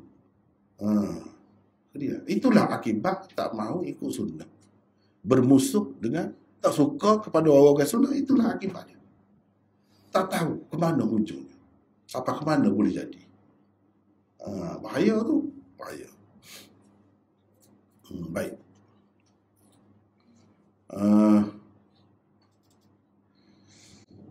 Luruskan Abdul Waris, luruskan saf-saf. Sesungguhnya aku nampak kamu dari balik belakangku. Al-Aini berkata, sabda Nabi SAW ini tidak perlu ditakwil, katanya. Tak perlu takwil. Zahirnya boleh saja diterima sebagai sesuatu khususiyah dan mukjizat baginda sallallahu alaihi wasallam. Boleh terima. Baik kita kata Nabi pakai baju kan, nampak kali belakang lagu mana, macam-macam pula hurai tu. Allah SWT letak di belakang Nabi tu macam lia-lia rumah dia tu kan, macam mata juga. Ada juga yang berpendapat begitu. Bukan mata, tapi dia yang nak jadi nampak. Orang zaman dulu tak faham. Kalau balik kain dah Nabi pakai macam mana nampak dia. Orang zaman sekarang ni faham lah, pakai spek tu. Spek apa nama ni, spy tu, pengintik tu nampak habis. Orang pakaian pun telanjang juga. Baru nampak. Tu kita biasa ni mukjizat ni. Mukjizat. Kalau Allah SWT nak tunjuk, boleh. Dia maha kuasa. Kalau ada mata pun kalau dia tak boleh nampak, buta tu. Selama mana buta? Mata boleh nampak. Dan Allah SWT tak beri cahaya, tak nampak. Tak nampak lah. Ada mata molek pun. Kalau mata tak molek, tu benar lah, memang tak nampak lah. Kecederaan dia tu, kalau molek. Zahirnya. Kalau Allah SWT nak bagi nampak sebelah belakang, dan memang dia bagi kepada Nabi. Cumanya, adakah Nabi itu sentiasa begini? Tidak juga. Ketika Allah SWT nak bagi kepada dia lah. Khususnya dalam semaya beberapa kali dia sebut. Maknanya dalam semaya tu ada keistimewaan itu tu. Kalau tidak setiap kali pun, banyak kali. Nabi, Allah SWT bagi nampak kepada dia. Jadi kalau nampak ni, anak buah ni kan, kalau bos nampak, lain. Lain. Tapi yang nak ajar sebenarnya Allah SWT tu nampak. Kalau Nabi tak ada, Allah SWT tu nampak kan. Jadi kita kena jagalah. Kena jaga. Jenis nampaknya kita setakat tu lah dulu hari ni. Yang satu lagi tu tangguh dululah. Wallahu a'lam. Wa akhiru da'wana. Alhamdulillah. Alhamdulillah. Kita buka soalan lah. Kita guna mic lah, biar semua dapat dengar soalan. Mic tu ada di, saya letak di tabung, mudah nak dengar. Kalau mic tak ada tabung tu, atas tabung tu ada mic. Switch on. Boleh terus.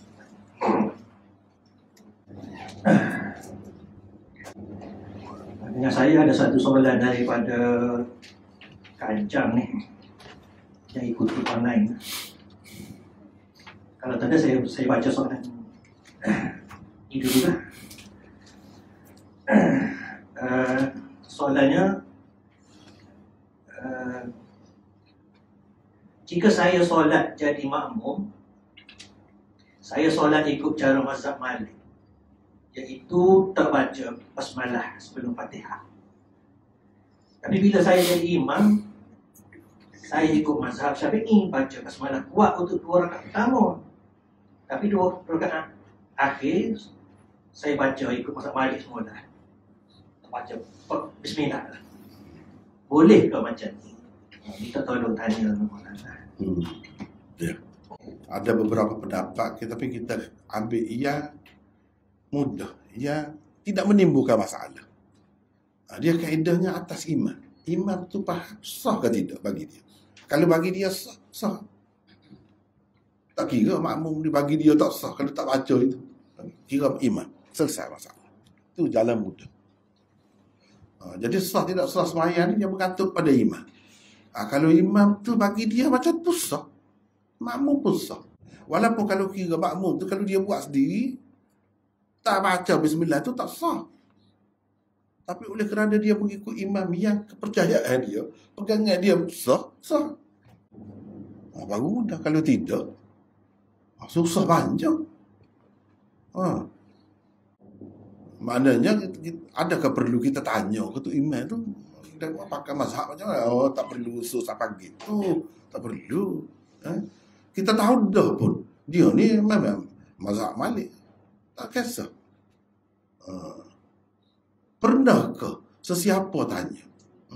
Dulu awak ni mazhab ni, awak nak ikut ni macam mana?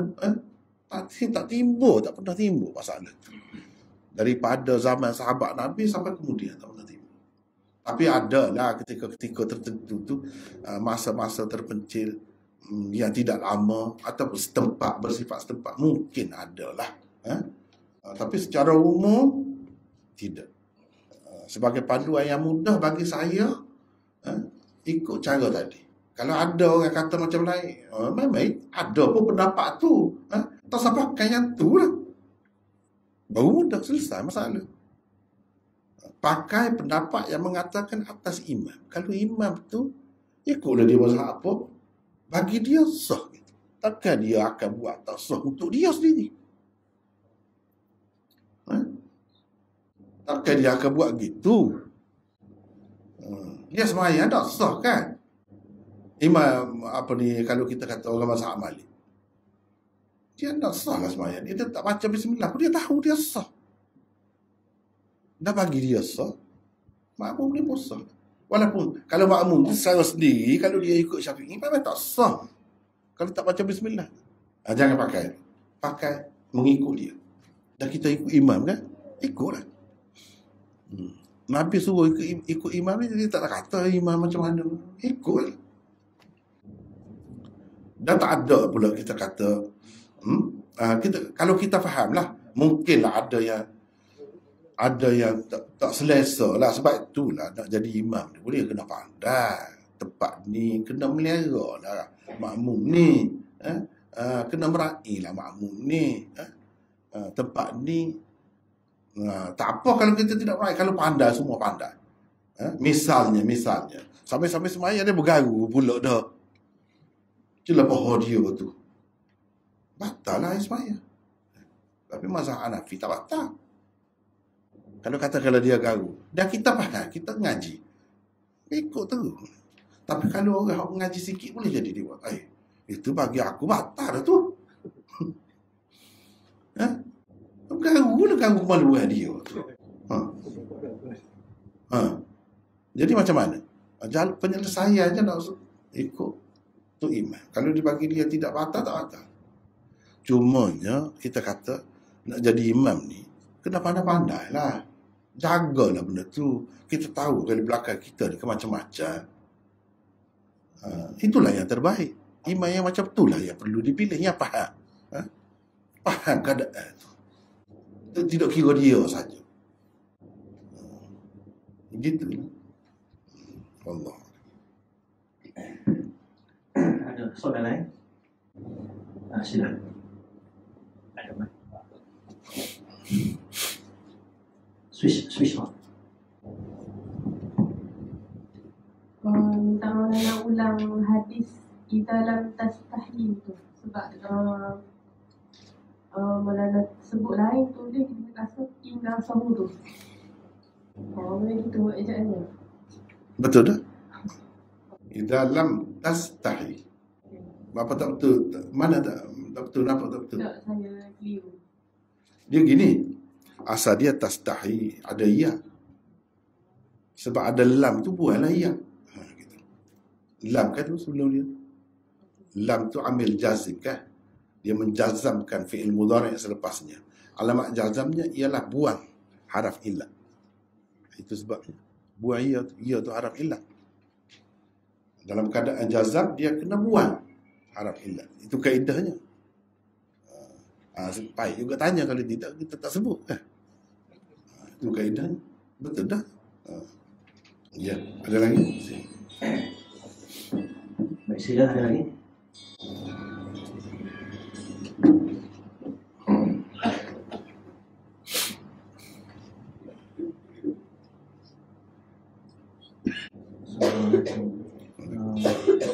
Saya nak tanya berkenaan dengan Maulana Syekh Zakaria. Dia ni seorang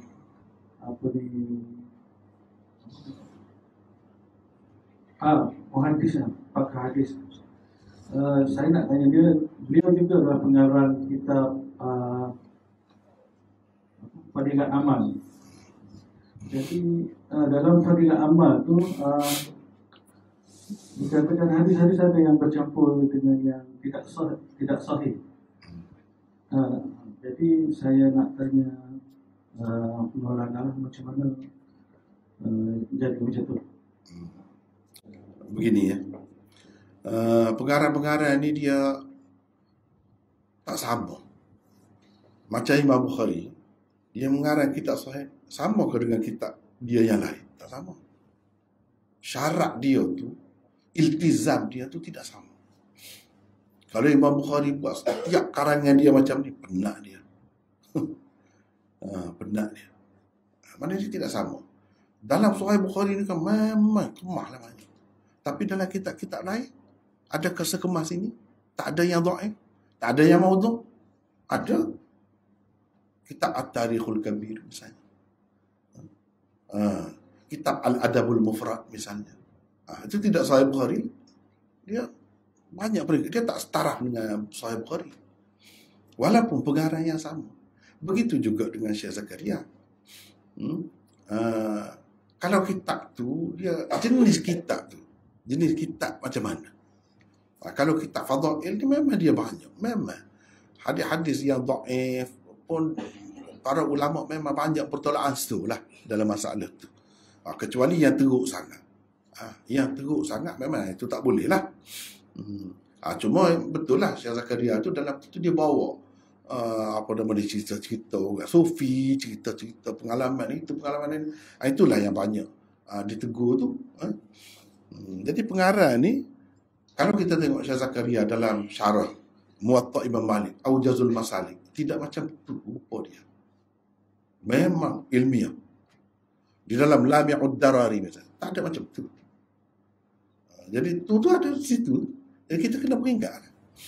Seperti kitab-kitab hadis juga, adanya hadis maudhu' dalam Sunan Tirmizi. Apakah kita nak kata Imam Tirmizi ni tak boleh pakai? Ataupun Imam Tirmizi ni tak bagus ke, Imam Tirmizi tak cermat ke? Tidak. Memang begitu cara dia. Cuma kita yang nak guna ni kena pandai-pandai lah. Kena pandai-pandai lah. Ibarat kita bakali mungkin boleh lah kalau kita nak buat contoh. Ya? Ikan ni kan macam-macam ikan ni.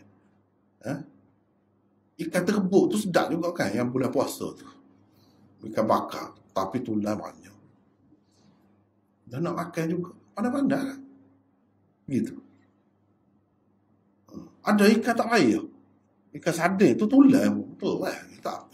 Memang lembut. Gitu. Cumanya kita tahu dah dalam tu banyak tulang. Nak guna juga. Pandai-pandai. Jadi dari segi Imam Tirmizi, imam ini dia bubuh hadis maudhu' tu, dia ada maksud dia. Sebab tu kalau kita belajar cara betul, senang kita akan faham lah benda tu, apa tujuan dia buat tu. Dia nak mengelirukan orang kok. Dia tidak cermat. Bukan itu maksudnya. Ada maksud lain. Kenapa dia bawa hadis-hadis perawi-perawi yang tidak kuat, perawi-perawi pendusta. Dia tahu dah pendusta. Kenapa bawa juga hadis tu? Dia ada maksud dia sendiri. Sebab tu kitab-kitab tu orang buat belajar. Bukan baca sendiri. Kalau baca sendiri boleh jadi keliru. Kita mungkin akan kata Imam Tirmizi beranggapan orang yang macam ni pun okey juga. Imam Tirmizi macam mengesahkan dia tu orang bagus. Padahal semua orang kata tak bagus. Dia akan jadi mungkin salah faham kita. Itu silap kita. Sebab kita tak pandai cara nak guna. Bahaya macam mana pun, kalau pandai guna, tak apa. Cuba tengok doktor musim COVID itu kan, cuma dia kena pakaian dia teruk. Dia buat berpeluh kejap lah kata. Tapi dia terkawal juga. Takkan tak ada langsung orang yang nak merawat tu. Dia ada cara dia. Dengan pakaian dia, dengan persediaan dia yang cukup. Boleh. Tapi kalau kita nak buka untuk umum, semua orang boleh. Pergi ikut rasa, ikut sera, kita kata, tak boleh, bahaya. Memang bahaya, boleh mati. Kitab pun macam tu juga. Kitab pun macam tu. Jadi kita kena berhati-hati. Lebih baik kita kata pakai kitab lain lah, banyak lagi kitab lain. Kalau kita tak suka lah, ataupun kalau kita mungkin boleh membahayakan kita. Kalau tidak bahaya tak apa. Makan. Macam ikan tu lah banyak tadi lah. Gitu. Ya. Satu salah. Ya. Kitab Lubabul Hadis. Adakah kitab tu boleh dipakai? Dan kita boleh ikuti tulisan-tulisan yang terkandung dalam dia. Kalau di Kelantan, kitab tu diterjemah oleh Syahli Kutan. Seorang lagi kitab tu ya. Tapi bila kita bercakap dengan saya kan ada benda ada pakai lah tu. Minta penjelasan. Memanglah kitab tu lah asas kepada kitab Al-Jawharul Mawhub. Ya. Jawharul Mawhub tu kitab Jawi tu dia terjemah tu lah asasnya. Ya. Kitab Jalaluddin As-Suyuti. Kitab tu memang campur baur lah. Jadi campur baur ni sepatutnya kita macam tadi lah. Pandai-pandai lah kalau nak makan. Kalau nak guna, kena pandai-pandai. Kadang-kadang mengajar tu ngajar dia tak kira. Supaya nampak yang sahih, tidak sahih yang maudhu' pun mengajar semua. Jadi anak murid yang tidak belajar lebih lanjut, membahayakan dia. Dia ingat guru dia ni kan alim, guru dia ni ajar tak nak sebut apa pun. Itu bahaya. Laksana seorang ibu yang suruh anak dia makan ikan banyak tadi. Mana budak nak tahu tulang peredah, tulang apa? Faham ke tidak tulang peredah? Orang Kelantan faham kan? Saya tak tahulah bahasa surat tu apa tulang peredah ni. Kena bagi tahu. Kalau orang yang cermat, masa dia siap ikan tu, dia itu dah buat peredah. Kalau nak selamat. Tapi benda tu sedap kan? Sedap. Tapi kena pandai-pandai. Yang ibu tu, mak tu, ketika nak bagi makan, biar makan. Sama juga guru tu pun sama kan? Dia nak ajar boleh. Yang teruk lagi pada tu ada. Tapi kena sebutlah. Kena ceritalah. Ni, kena beri kat sini. Dia tidak semua tempat banyak tulis kan. Tidak semua tempat. Atas belakang dia tu banyak tulis. Dekat perut dia tak ada banyak tulis. Tulis besar-besar. Nah, kena cerita lah. Tak cerita tu bahayanya. Orang duduk mengaji, duduk mengajar, lebih daripada tu lagi. Tak ada jadi masalah. Bagi saya gitu. Nak mengaji boleh. Cumanya, kalau boleh daripada awal lagi lah. Kalau kita tak mahu cerita supaya tak pernah nak bahas pasal perawi, cari yang sudah ni. Ya, Sahih Bukhari. Cari yang sudah memang sudah diakui. Selesai masalah. Tak perlu kita cerita apa lah, bagi baca. Kalau nak macam tu, pilihlah yang macam ni. Kalau nak pilih yang macam tu, kena bertanggungjawab. Kesian ke anak tu lekat. Lekat tu lah. Gitu.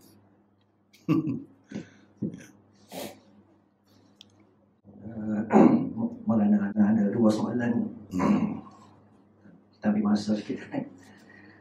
Yang pertama berkenaan dengan tulisan Al-Quran, tulisan dalam Al-Quran. Setiap huruf dalam Al-Quran tu ada falsafah dia sendirilah. Kalau anda baca ulama tu dia lah. Contoh dalam surah Al-Isra, subhanallazi asra bihamdihi lailan minal masjidil haram ila masjidil aqsa.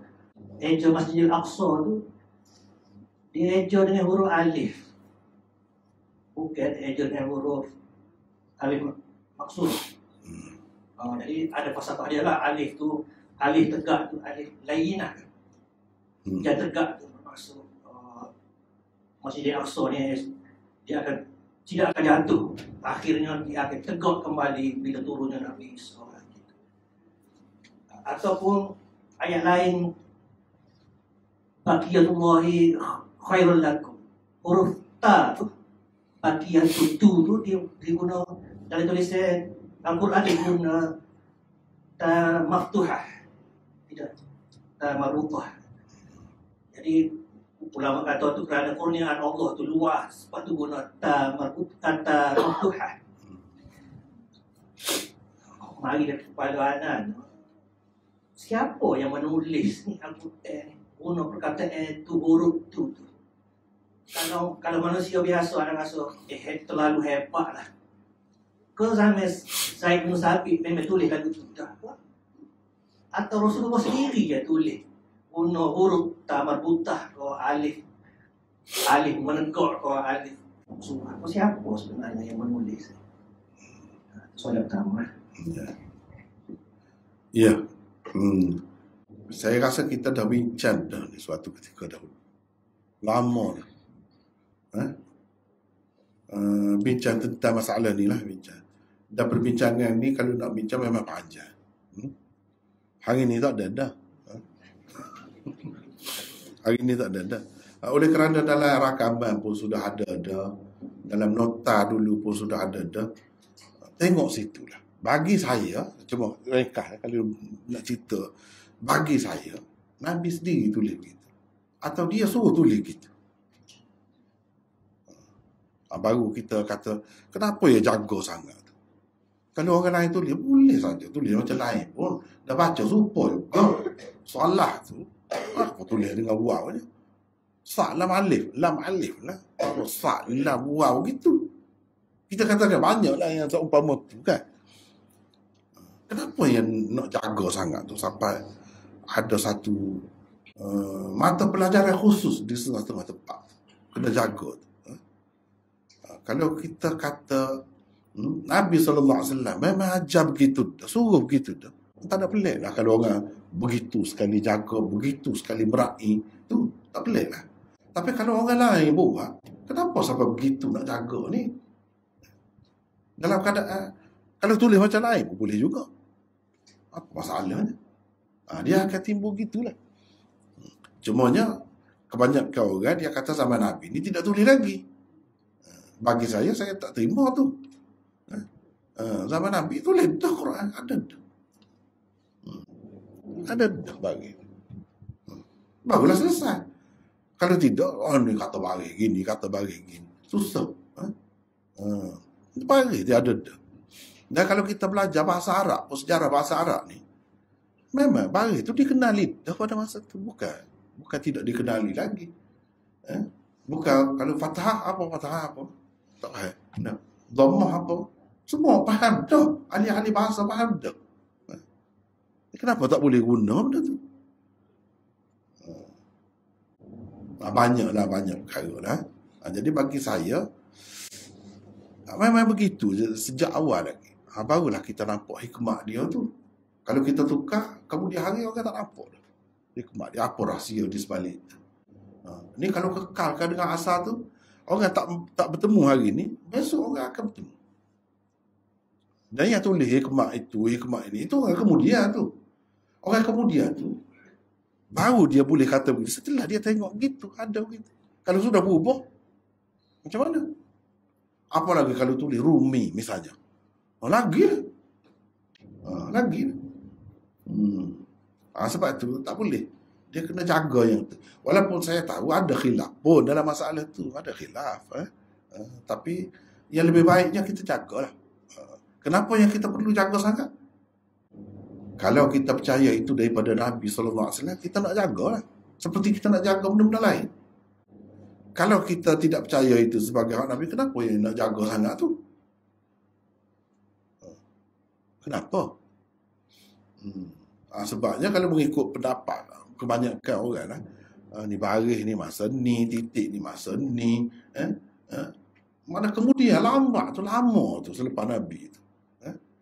Dan dikaitkan dengan orang-orang yang dibenci oleh masyarakat. Masyarakat angkat dia teruk lah. Seperti Hajjaj bin Yusuf, Abul Aswad Ad-Du'ali itu Syiah. Orang macam ni.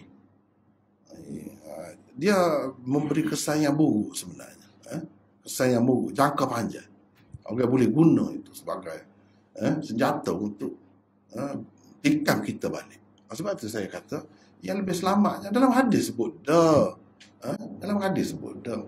Orang kata Quran tidak terkumpul. Nabi kata dah kan. Dalam Muwatta Imam Malik, dalam apa?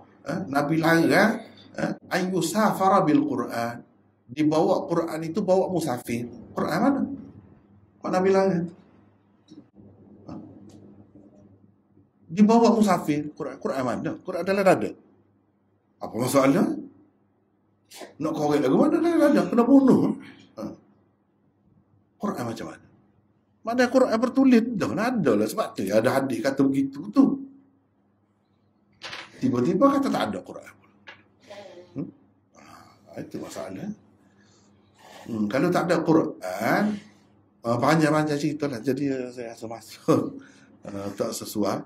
Kita dah bincang dah sebagai daripada ni, sebelum pada ni. Ya, ada 3 siri. 3 siri? Ada 3 siri. Itulah. Tengok situ. Soalan akhir lah insyaAllah. Berkenaan dengan amalan orang kafir tapi telah dimelayukan. Contohlah, katalah amalan puluh kuning. Asalnya tu amalan orang Hindu tu ada pasapah di hotel ni.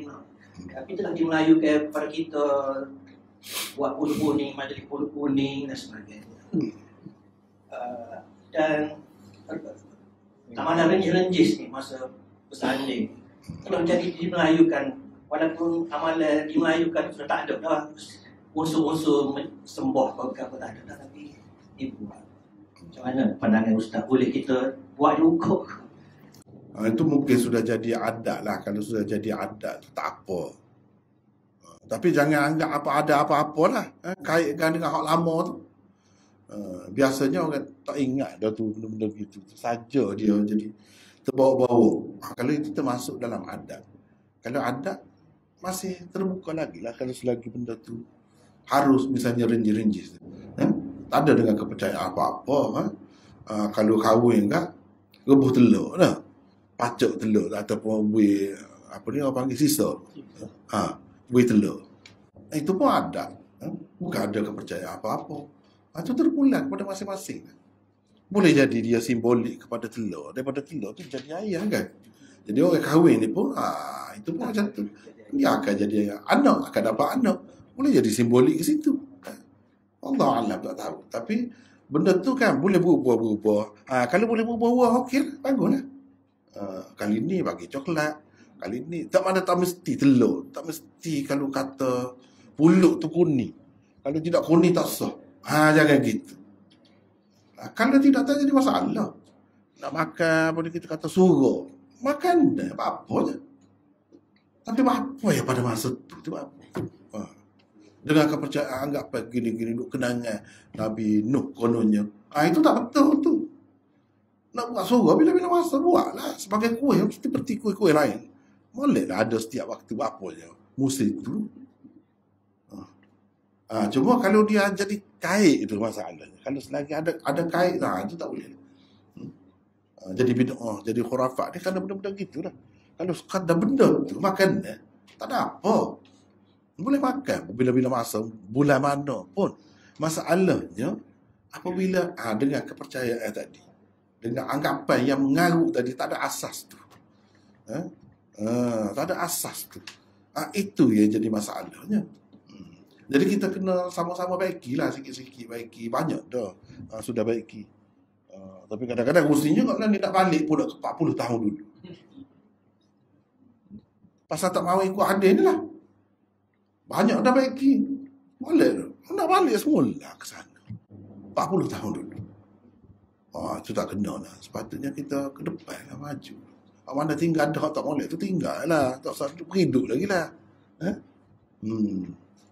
Ni semakin kuat suruh.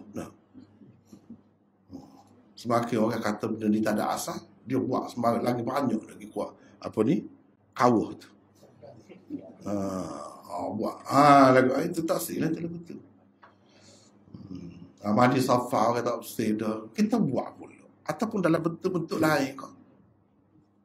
Tak sih. Dah tinggal ada kan. Apa nak pusing balik pula nya. Alah ke belakang tu. Ke depan tu lah. Banyak dah tinggal. Kita masih lagi. Ada setengah-setengah pihak lah. Harap-harapnya tidak begitulah. Semakin berubah lah. Itu sebab kita anjurkan sangat, suka sangat kalau orang belajar hadis tu. Sebab hadis ajar benda-benda macam tu. Dia cerita.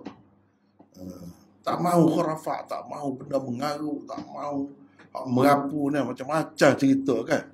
Lemah kita. Kalau dengar, pelik-pelik lah. Tapi ada orang yang boleh terima. Itu masalah. Orang yang mengaji hadis jugalah. InsyaAllah selamat. Itulah saudara yang kali.